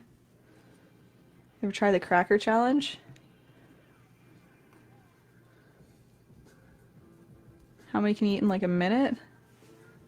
What's the world record, like 7? It sounds low, but try it and tell me how you feel. So the key is, everybody, once you have all those shapes on, now you can just fill in with black all around them. And that's where you really start to see the pattern pull through. Get lots of black kind of creating those ovals because we've shaped them all out. And now we have lots of black space for all our little dots, which we're going to add later. It really helps kind of complete the whole thing. I'm just filling that in so you can see what we've done here. Chop that a little more. There we go. See that? And again, this one looks a little more kind of open with the black area just because we haven't put all these dots on yet, but you can see where the orange is. We've matched up that orange pretty well here.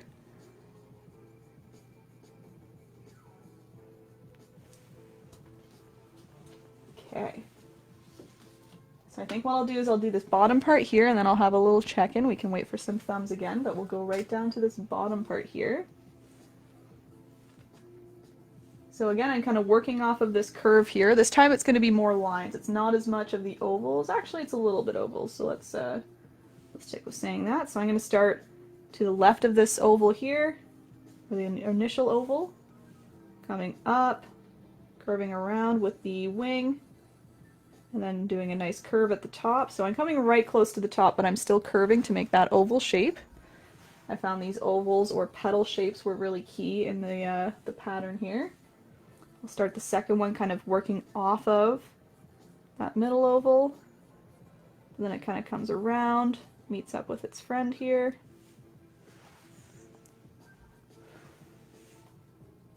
I'm going to do a third one, coming up, again around, meeting up with its friend.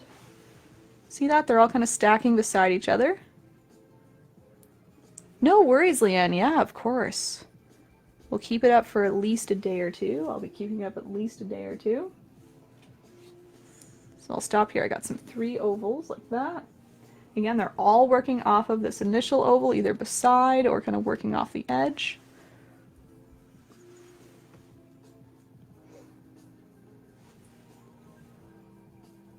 This is where it gets a little funny. I do kind of an upside down shape. I do kind of the oval going this way this time.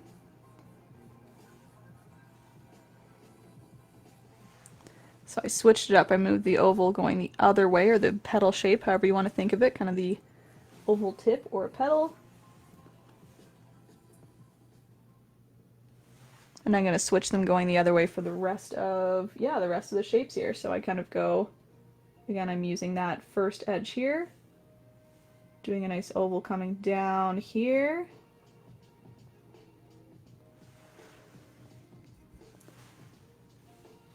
Another one coming down, kind of using those ridges, up.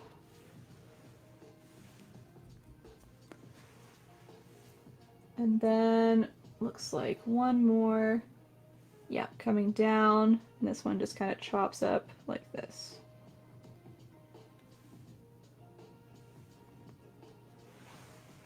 So see that, how I switch them? They're all going this way to start, other way at the bottom.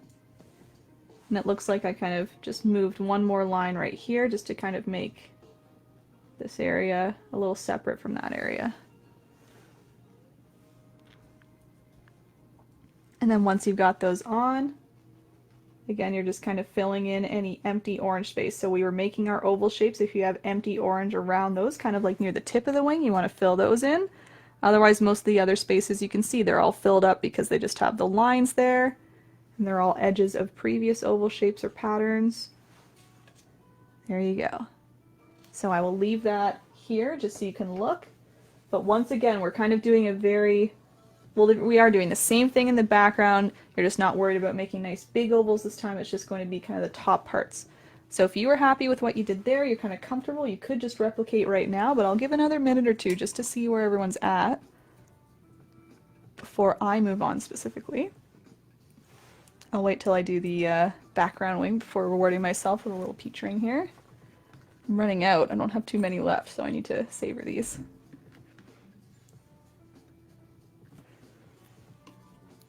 Yeah, you're welcome, Leanne.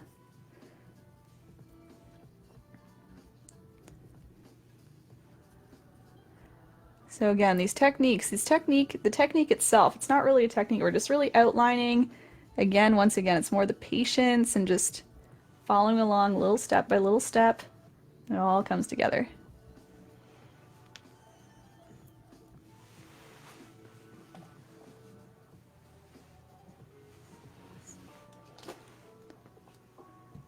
There we go, pretty similar.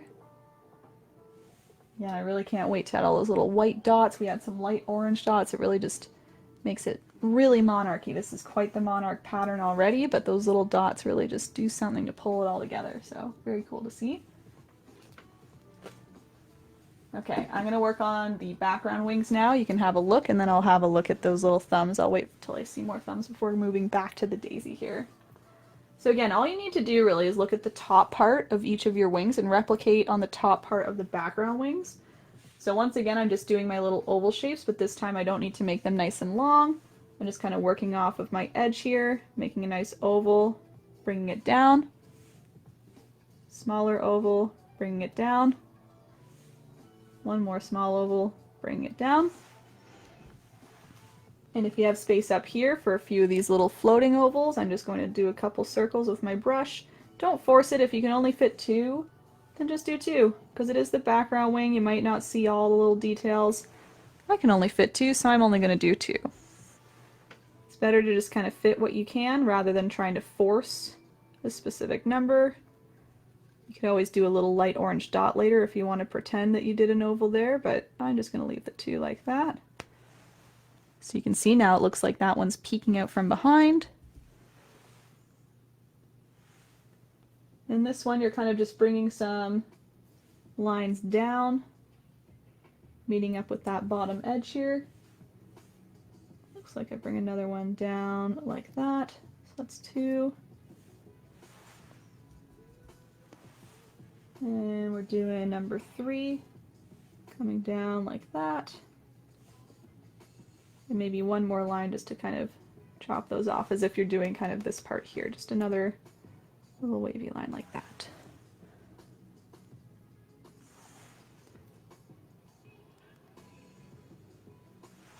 And that's the top one, or the bottom one rather.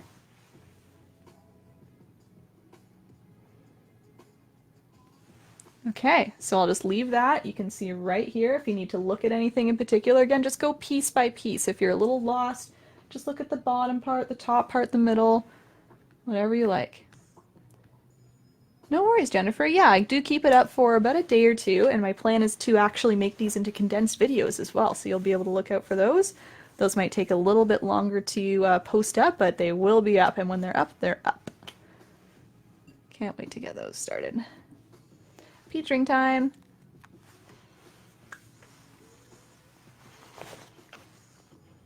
Again, I'll wait for the thumbs ups before I go back to the daisy. Actually, we still have our body. I'll wait for thumbs ups, then we can do our body and go right into the daisy.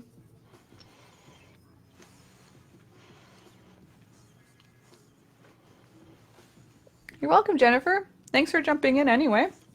Feel free to hang out if you want to just hang out for a few minutes and watch us paint. Thank you, guys.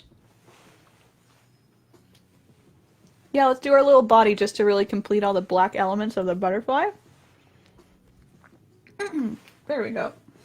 These peach rings are a mess. Alright, so the body, you can see it's pretty straightforward. Just a nice thin little line covering up our white area. I bring my body to a point at the bottom. I do a little circle at the top and then 2 little cute antennae. So you can just kind of use the black to close up the bottom of the wings here. Clean those up. And again, I'm just bringing it down to a little bit of a point and maybe widening at the middle a little bit extra. See, that's starting to form there. I'm just slowly adding some black with my nice detailed brush. My black's getting a little watery, so I'm just going to tilt it here so I'm being careful. Oh no, I don't have a Kleenex. I'm just going to dab some off before it drips. So that's the danger of using a little bit of watery paint. You can see it's kind of liquefying there, and I don't want it to drip all over, so I'm just going to try and spread it out with some thicker paint.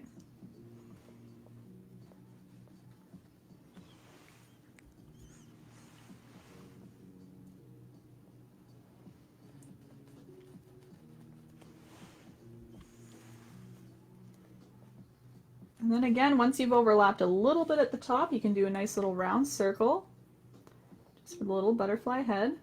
Nothing huge, just a little.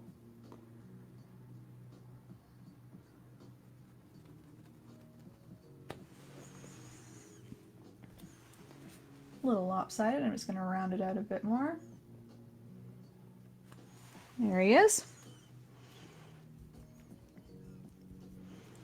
And then 2 little antennae. I just kind of split them in a little bit of a V shape, so they both start at the very top of the head. They come up and out, so I go up to the left. I do a little wiggle at the end, and then I'll put a little bit of a thicker end just for like the little bulb of the antenna on the top here.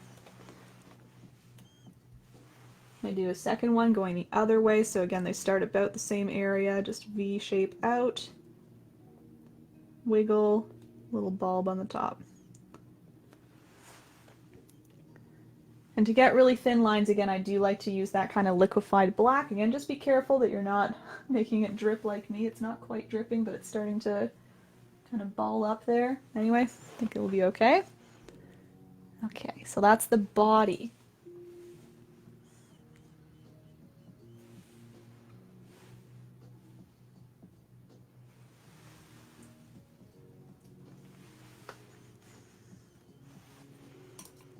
So again, I'll give a minute or two.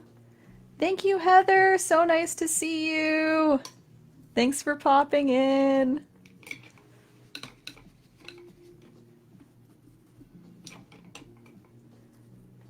I assume you're not painting today, which is totally fine, but Heather, if you want, you can watch this video later and follow along if you wish.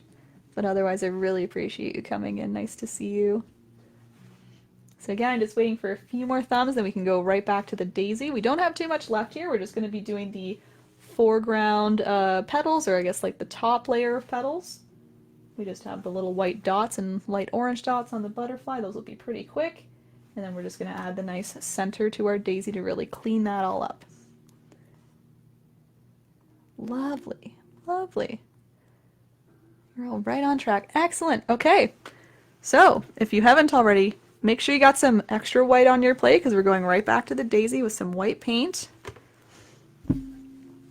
4 weeks, Heather? Oh my gosh, that's, wow. At least you got it though.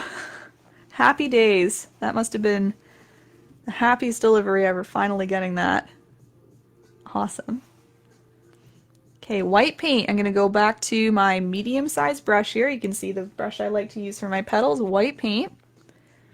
Very similar technique, everybody. We'll just be doing the kind of second layer of our petals that we haven't touched yet. So you're now looking at the petals that are untouched with the second layer. I'll be doing white paint on top, And then this time I'll be stroking on just tiny amounts of gray just in thin lines, and I won't be blending them out. So let me show you a nice close-up. See, like this one here. Did 2 quick strokes of the gray, didn't blend it, so it looks more like just the clean ridges and a nice clean white petal on top. This one, this one, this one, this one, this one, all that technique, okay? So you're just doing all remaining petals, the ones that aren't the shaded background ones. So here's one to start. So again, what you can do as well is really shape out the petal and overlap the petals beside it, and that really gets you that nice layering. You're kind of overlapping even that shaded gray area, so you can really show the viewer or you that this petal is in front. It's the top petal there. See that? So it kind of chopped off a little bit of the previous petal. Again, if you want to work maybe 2 petals at a time, just because this is a very similar technique, I'm sure you're probably comfortable with that if you were doing that before. So I'm doing this next one here. Again, because they're all close together, they're kind of chopping up the edges of the other petals, which is great, so you get that nice layering. 1, 2. Again, go right into the middle as well. So see that again, it kind of overlapped a bit. You can add a little more white if it's a little gray showing through. Just softly add it on. You can just use a little bit of pressure, just graze it over top. There we go. See that? See how it chopped that one up? It makes it look like it's behind now. And now that I've done that, I can go in very carefully with my light gray again. You just want light gray. Really make sure you wipe your brush on the edge of your plate, the bridge. So you get that nice thin tip, and then that way, when you go in, you can go 1 quick streak, 2, super subtle, see those? And I'm just going to leave them like that because I want these petals to be nice and white with just the little ridges on top.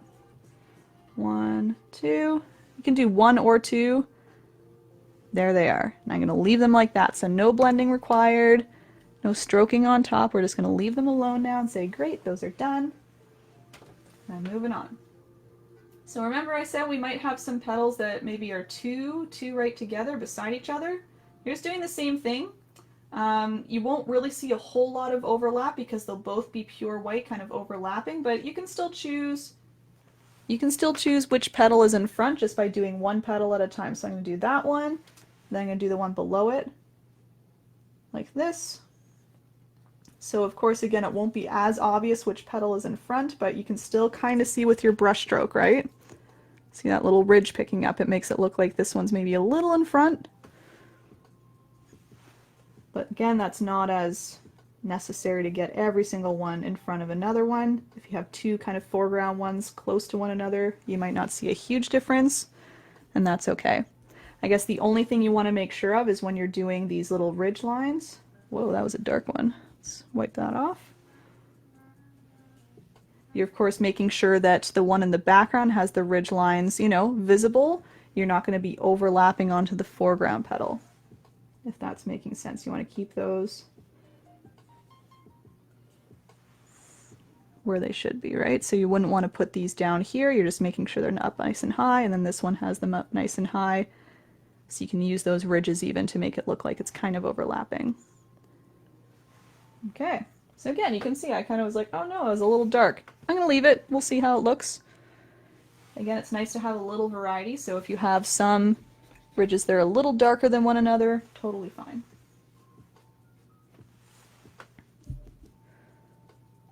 Just going back to my white.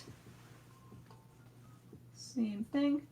And again, important that you're starting from the middle so you can really get the bases of your petals as well. It's important that you kind of have the bases that are overlapping as well, so then you can overlap all that gray in the middle as well.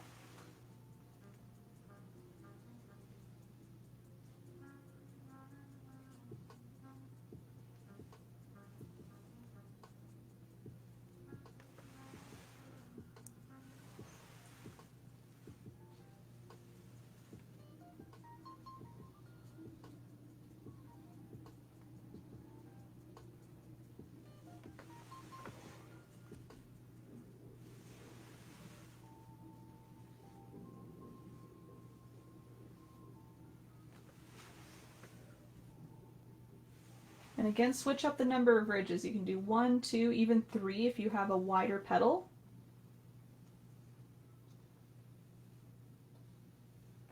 So just to really promote variety, you don't need to do the exact same number each time. Like in real life, Heather, or painting wise? Because I'm kind of terrified of butterflies painting wise. This was a challenge for me to do. I assume you mean in real life. They can be a little creepy crawly here and there. I wouldn't say I'm terrified of them though. But yeah, painting, yeah, they kind of terrify me. This is a nice challenge for sure.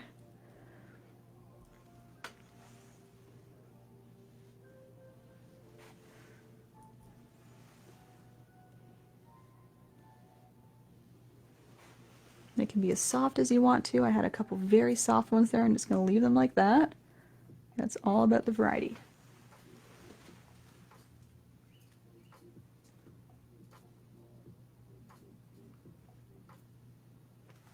And again, hopefully you're seeing a nice big difference too with the second coat of white. It really, again, just brightens up everything. You can hopefully see a nice big difference between the slight amount of yellow showing through here and the no yellow showing through here. Cleans it all up.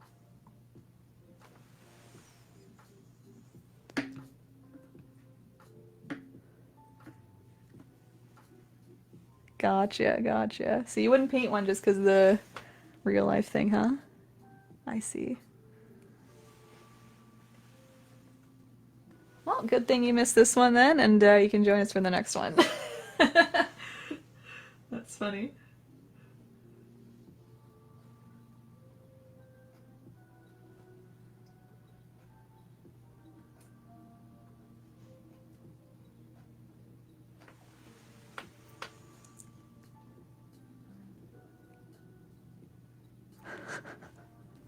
That's funny. Oh boy. So it's like all flying things in general, I assume. Pretty close.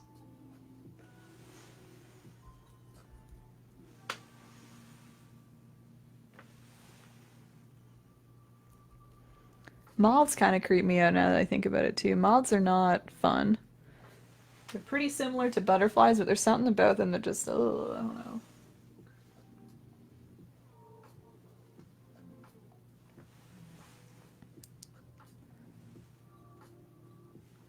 Sure, Mish, yeah. You can stick around. We're going to do the butterfly next, right? So if you want, you could do the little butterfly dots with us and then have a look at what we do in the middle of the daisy, but we're nearly there.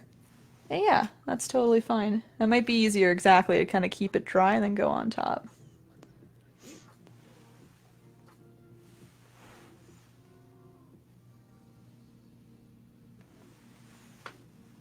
Yeah, for sure, Leanne. Again, I would say this is more of like a concentration one. A little more patience for sure, but yeah. You could even like make it a little simpler by skipping a lot of the shading details if you wanted.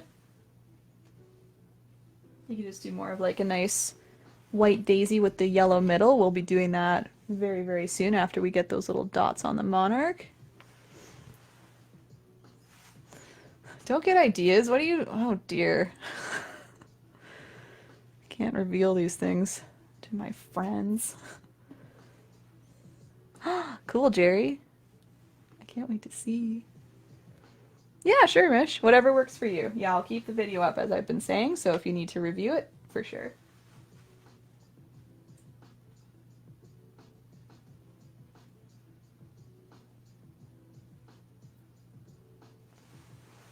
Okay, I'm almost there, guys. I've got a couple more petals to go.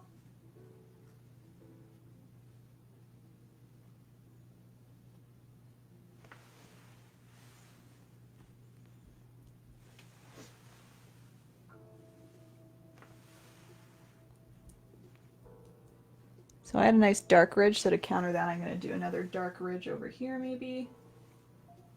There we go.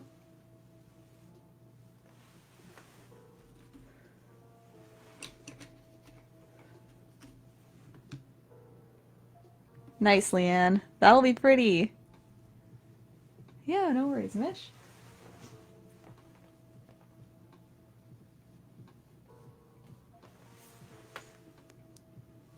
Almost. I've got 3 more petals personally.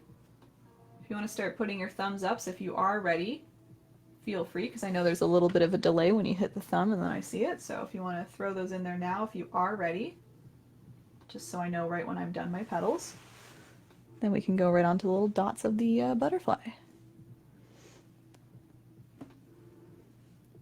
Yeah, I would do that, Mish. That's a good idea. Rather than the black or gray, that'll still give you a nice kind of darker ridge without kind of mucking it up a little bit more, because the black might make it a little muddy looking.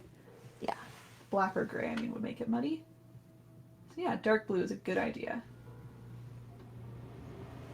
Or like a purple or something too, that would be nice as well, but dark blue would for sure work.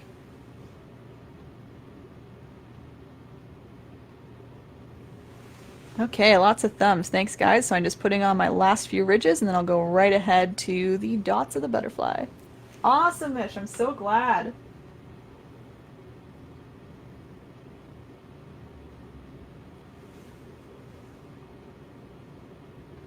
The butterfly was kind of the main inspiration of this painting. I started with it and then decided to add the flower, so that's cool to hear. Alright, so that's perfect. I've just finished up my little ridges, so you can see a nice difference between now, hopefully the nice background ones versus the foreground. The foreground ones are a little cleaner with white and just the straight ridges. Background ones are now chopped up a little bit with the shading. Great. So we can go up to our butterfly now. I saw lots of thumbs, that's fantastic. And we're going back to our small detail brush. We're using 2 colors here. We're going to use some white and some light orange. I noticed, again, looking at photos online, we had some bright white dots and more like a light orange dot. So all these in here, nice light oranges down here. Kind of like the inside row of these small dots are light orange. And the white is kind of on the outside there. So let's start with white, just because we have that probably ready to go on our plate. We can just grab a little blob of white. And I'll just lead you through nice and slow the pattern I made. Let's start on the bottom part of the wing here. We're going to do 2 rows of very small dots. The first row is white, the second row will be the light orange. The first row of white starts on the very outside edge, so we're leaving a little bit of space on the inside edge for light orange later. Just tapping my brush very lightly to get some nice little tiny white dots. If they're a little bigger here and there, that's okay. But I'm trying my best to get them nice and small. Filling up kind of that outside, kind of the ridgy part, you know? Some white dots. And then as I go kind of down to where that little split is, I add a few like strokes of white. So I kind of stroke my brush just a little bit, so I create almost like little ovals, or you can think of them as just larger dots. I'll stop there so you can see that. So again, I've left that inside edge a little more open for some light orange later. Otherwise, very tiny white dots, making them a little bigger on that inside ridge.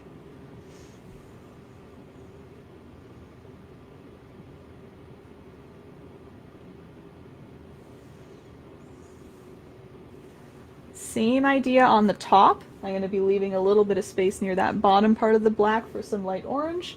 Otherwise, I'm just lightly tapping my brush to get some nice, very small white dots coming up that top edge. You can make these maybe a little bit bigger than these ones because there is a lot more black space, right? So you could tap your brush just a little bit harder to make some slightly bigger dots. Again, whatever fits in your space though is fine.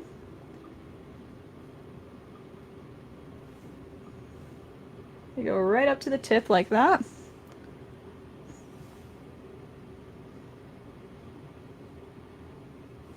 And then just like this side, I kind of come down and do a few bigger dots or strokes with my brush. So let's do one like right above that right hand oval. We'll go around the edge here, kind of the right hand side. And it looks like I do a few more kind of down here. So again, either stroking your brush or just kind of tapping it a little harder. There you go. And yeah, that's all the white for the foreground wings. I'll just give you a quick second here, and then I'll go to the background.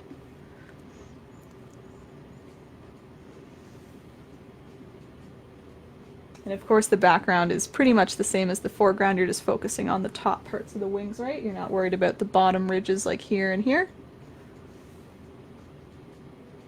So I'll just go ahead and do those lightly tapping. Again, you might want to tap even lighter just because it's probably a little smaller back here. As light as you can, wherever you can fit. Ending with maybe one or two bigger ones. Same thing up here, smaller. Da, da, da. There we go, kind of curling around the top. Just double checking. Yep, that's all the white there. So I'll just give a quick second, then we can move on to the light orange. Do, do, do, do, do, do.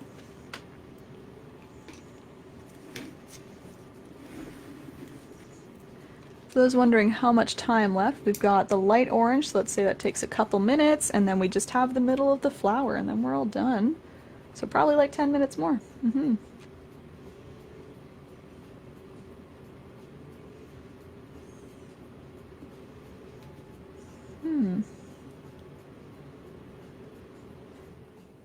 Not sure I know what you mean, Marissa, but no worries. Yeah, take a minute if you need.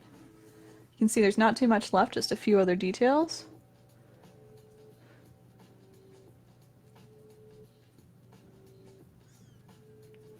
So if you need to make a light orange, everybody, that's just going to be yellow with a little bit of red and a little bit of white in there to make it the nice light orange, nice pale, pale orange. Because this is going on top of our black, so we want it to be nice and light so it really shows up.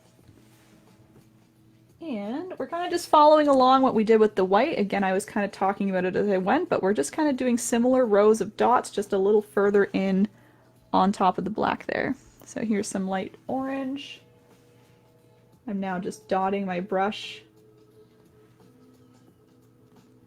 Same thing, kind of in a little row underneath of my white, so closer into the middle, but still on top of the black. Dot, dot, dot.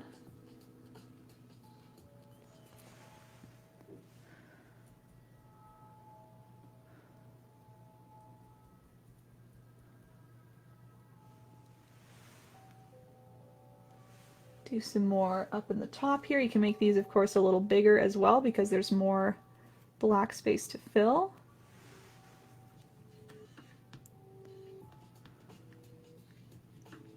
Oh, I see. Pilot ejected. Okay, good. Good to hear, Marissa. Do you have roots in BC, or you just saw that on the news?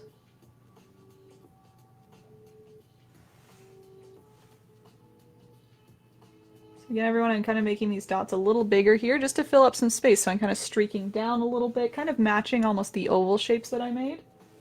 Doing a couple kind of down here. Again, just filling up that black space. Maybe like two more here. So yeah, they're all just kind of dotting their way and again, filling up the black space. So like I said before, if it looked a little open in there, this is what really fills it in. A couple more up here. One, two, yeah, looks like I do another right there. It's okay to have some gaps of black too. That's again what kind of makes the pattern. You have some larger black areas, some tighter ones.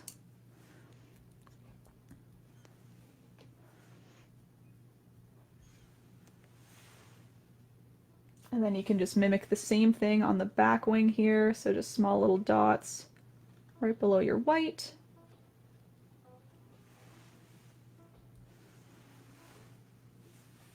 Same up here.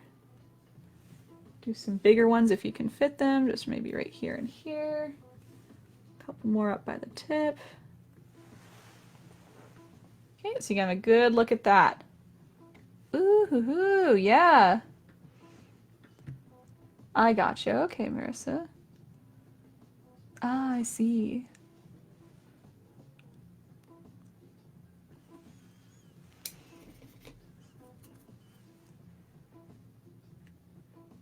Thank you, Kelly. And if you're painting along, I hope you think yours is beautiful too. But yeah, those little dots really complete the whole butterfly. Cool, cool, cool. So if you're all done, you can throw a little thumbs up or maybe even like a little butterfly emoji in the comments there. That would be fun just because we've completed the butterfly featuring time. Yay!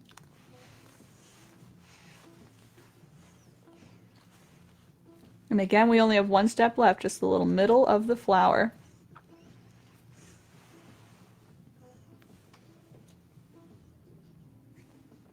And I guess I'll mention too, if you had any white that you wanted to cover up around your butterfly, I had this. You can cover that now, or you can just say, hey, it might look like a kind of glowing white dot. I can leave it. That's kind of what happened in mine. I think it doesn't look too obvious that it was the outline. It just looks like a little bit of the glow over there. So there you go. You're welcome, Mish. Yeah, keep your eyes peeled. I think I'll post that either today or tomorrow, so you should really keep your eyes out. Thank you so much. So good to see you. And I will see you at the next one, I'm sure. Okay, I saw a few thumbs, so I'm just going to go right ahead with the middle here just so we can get that out. And yeah, then I'll hang out. We can see if anyone has questions or anything like that. Otherwise, I'm going to be assuming you're all good. So we got the middle of the daisy again. This really brings everything together in the middle. You can see it looks kind of open and a little messy in here, but the yellow middle just pops it all in, makes them all nice and connected, all those nice little petals. So what I did in mine is I first laid down some yellow, and we can do just plain yellow because it's going on a nice white surface. If you find that you see any gray through the yellow as you're doing this, you could mix a little white in your yellow just to make it a little more opaque on top. But once I lay down my yellow base, I then go right on top with a tiny bit of light orange, just tapping to get some texture. And then lastly, just a tiny bit of green right in the middle, just for a little bit of a green center. Let's do it. So I'm just going to grab my medium-sized brush. Got some yellow paint. And you're repainting that oval just a little bit messier. So if you see, again, the ridges of your oval, you can use that, or you can just start a little small. Oh, excuse me, guys. At least I can move away from the mic while doing that. That's good. So again, you want to make sure it's a little tilted. It's a little, again, oval shaped, kind of like lengthwise like this. Like I said, make it small to start, and then you can always make it a little bigger if you think it needs to be bigger. I think that's a little small for a daisy middle, so I'm going to make it a little bigger.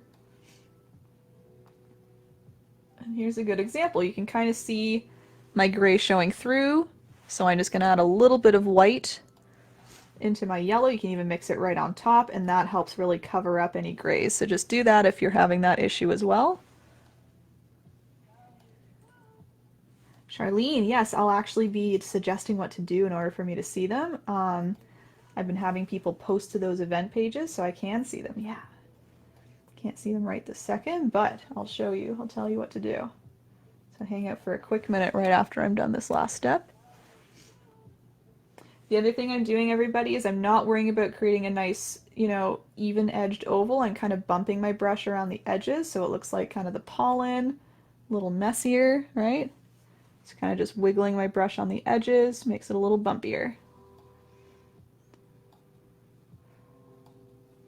Still oval, but just bumpy around the outside. Around the outside, around the outside.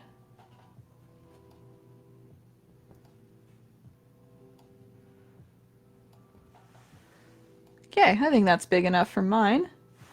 Again, I'll just add a little more white. I see just a little gray ridge right there. Where's my white? There we go.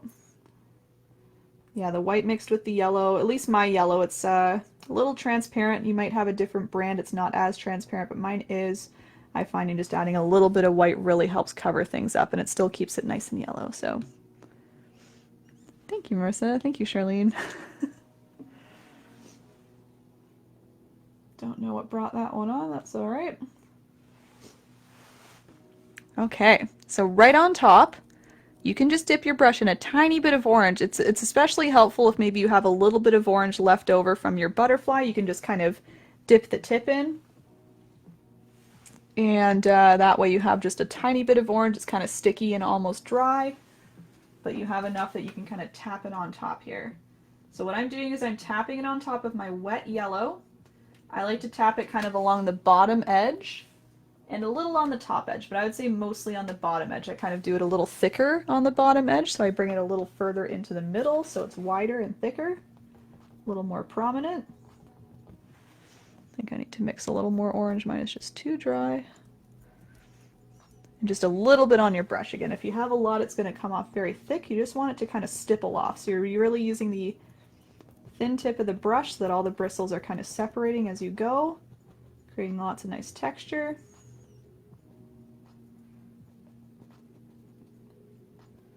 You can go right around the edge if you want. But just anything so you get, again, a nice variety there. You get some stippling of orange, you keep some yellow showing through. Makes it look very pollen-y.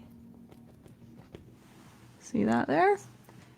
You can again bring this up along the top a little bit. I just do a little less on the top. Again, if we're looking at the flower from kind of above and a little bit, you know, beside, you're going to see a little more of the shading down here. Just trying to also reshape my oval as I do that. There we go.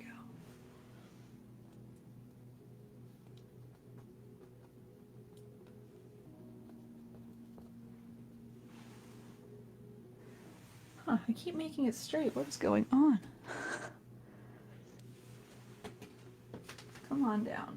Come on down this way.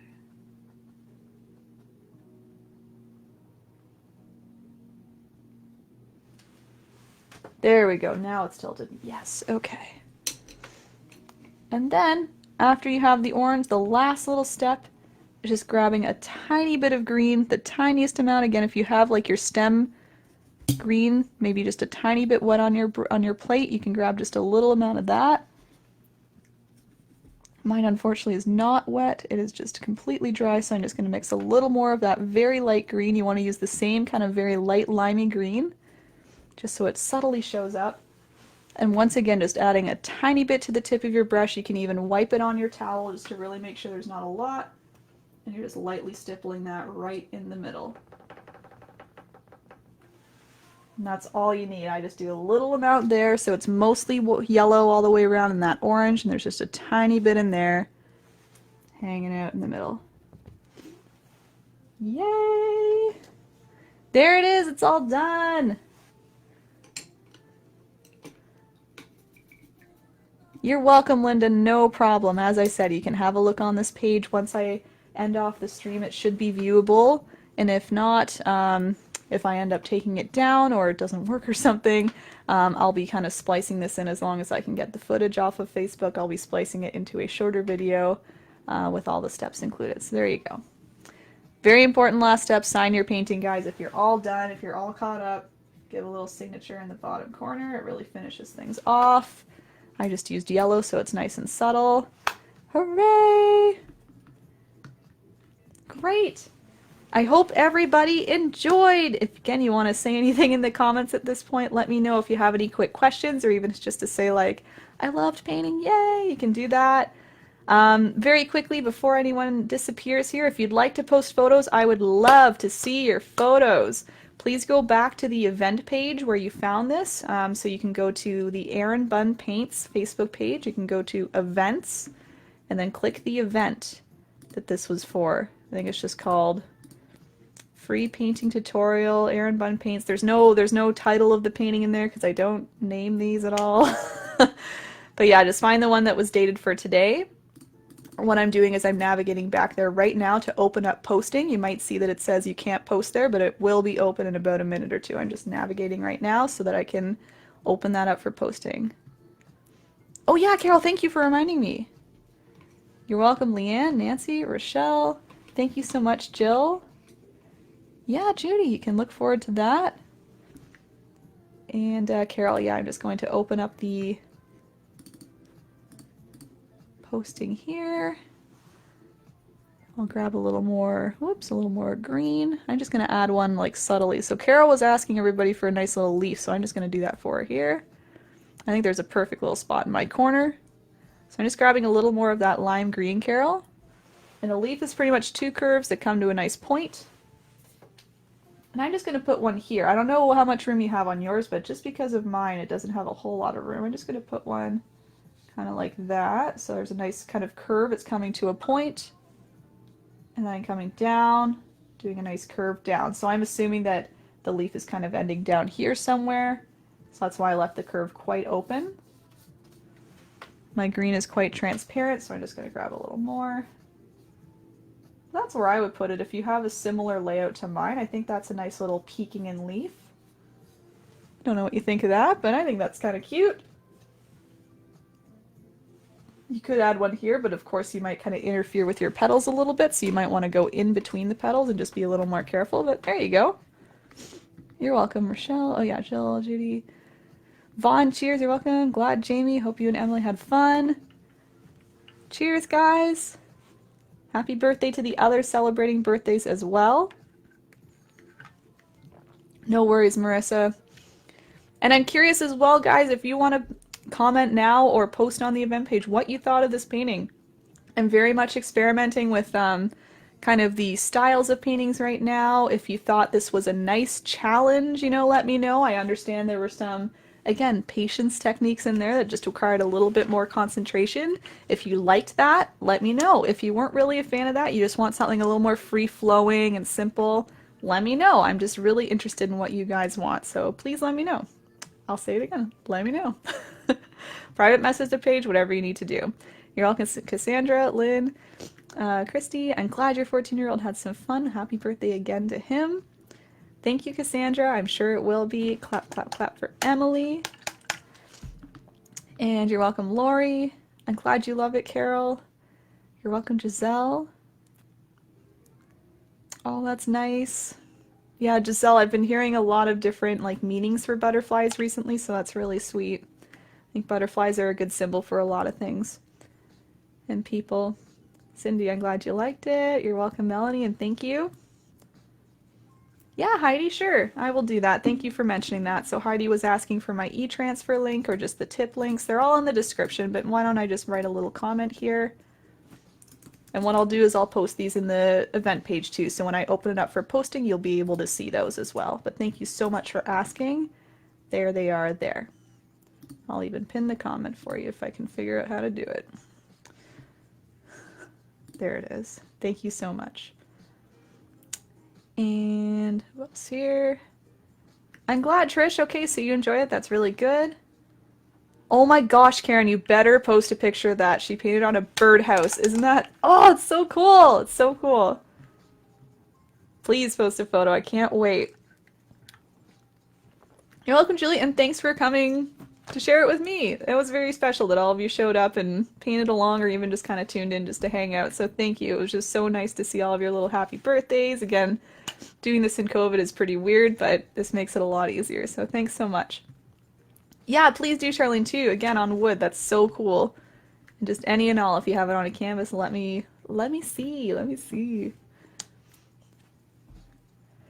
Yeah, for sure, Victoria. I gotcha. Again, I wanted to do the butterfly. I was like, just too empty with it. I could definitely try a different perspective of the butterfly next time. Maybe do it a lot bigger, but yeah, no, I agree.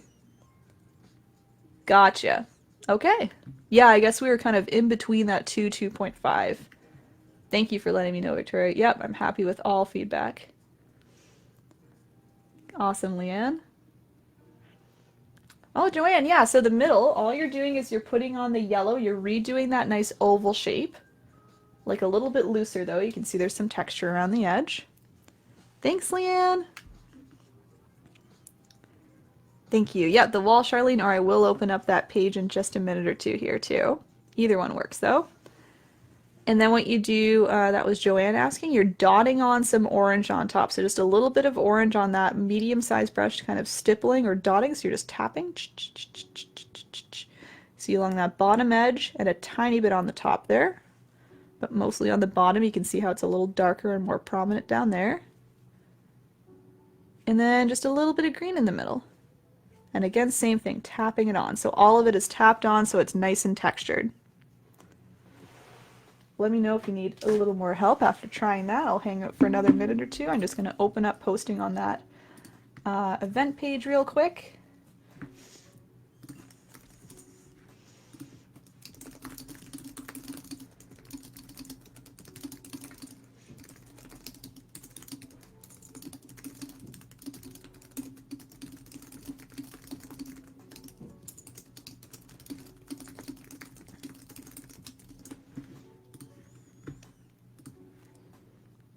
And you're welcome, Joanne. Yeah, you can give it a try. I'm still going to hang out for a minute or two.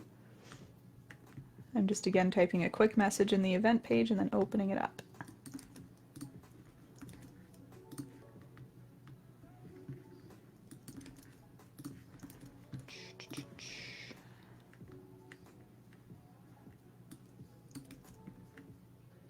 No problem, Mary. Yeah, I'll see you on Friday again. I hope I see a lot of you on Friday too. Awesome, Carol. Hope that cake tastes yummy.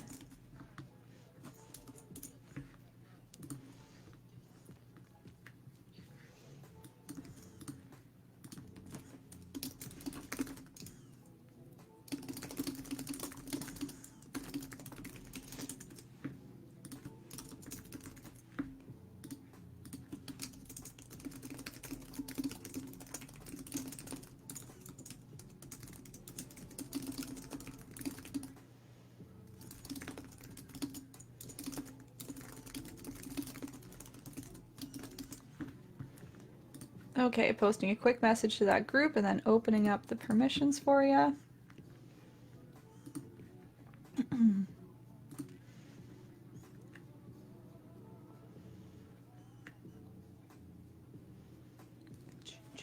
One more peach ring.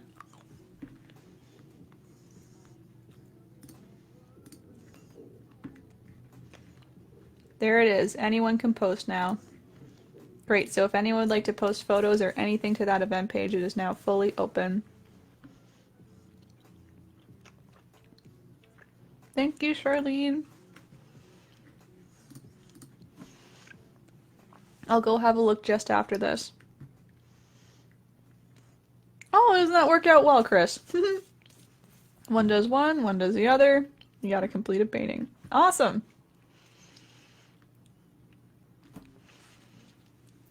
Okay, it looks like a lot of you are kind of signing out of here.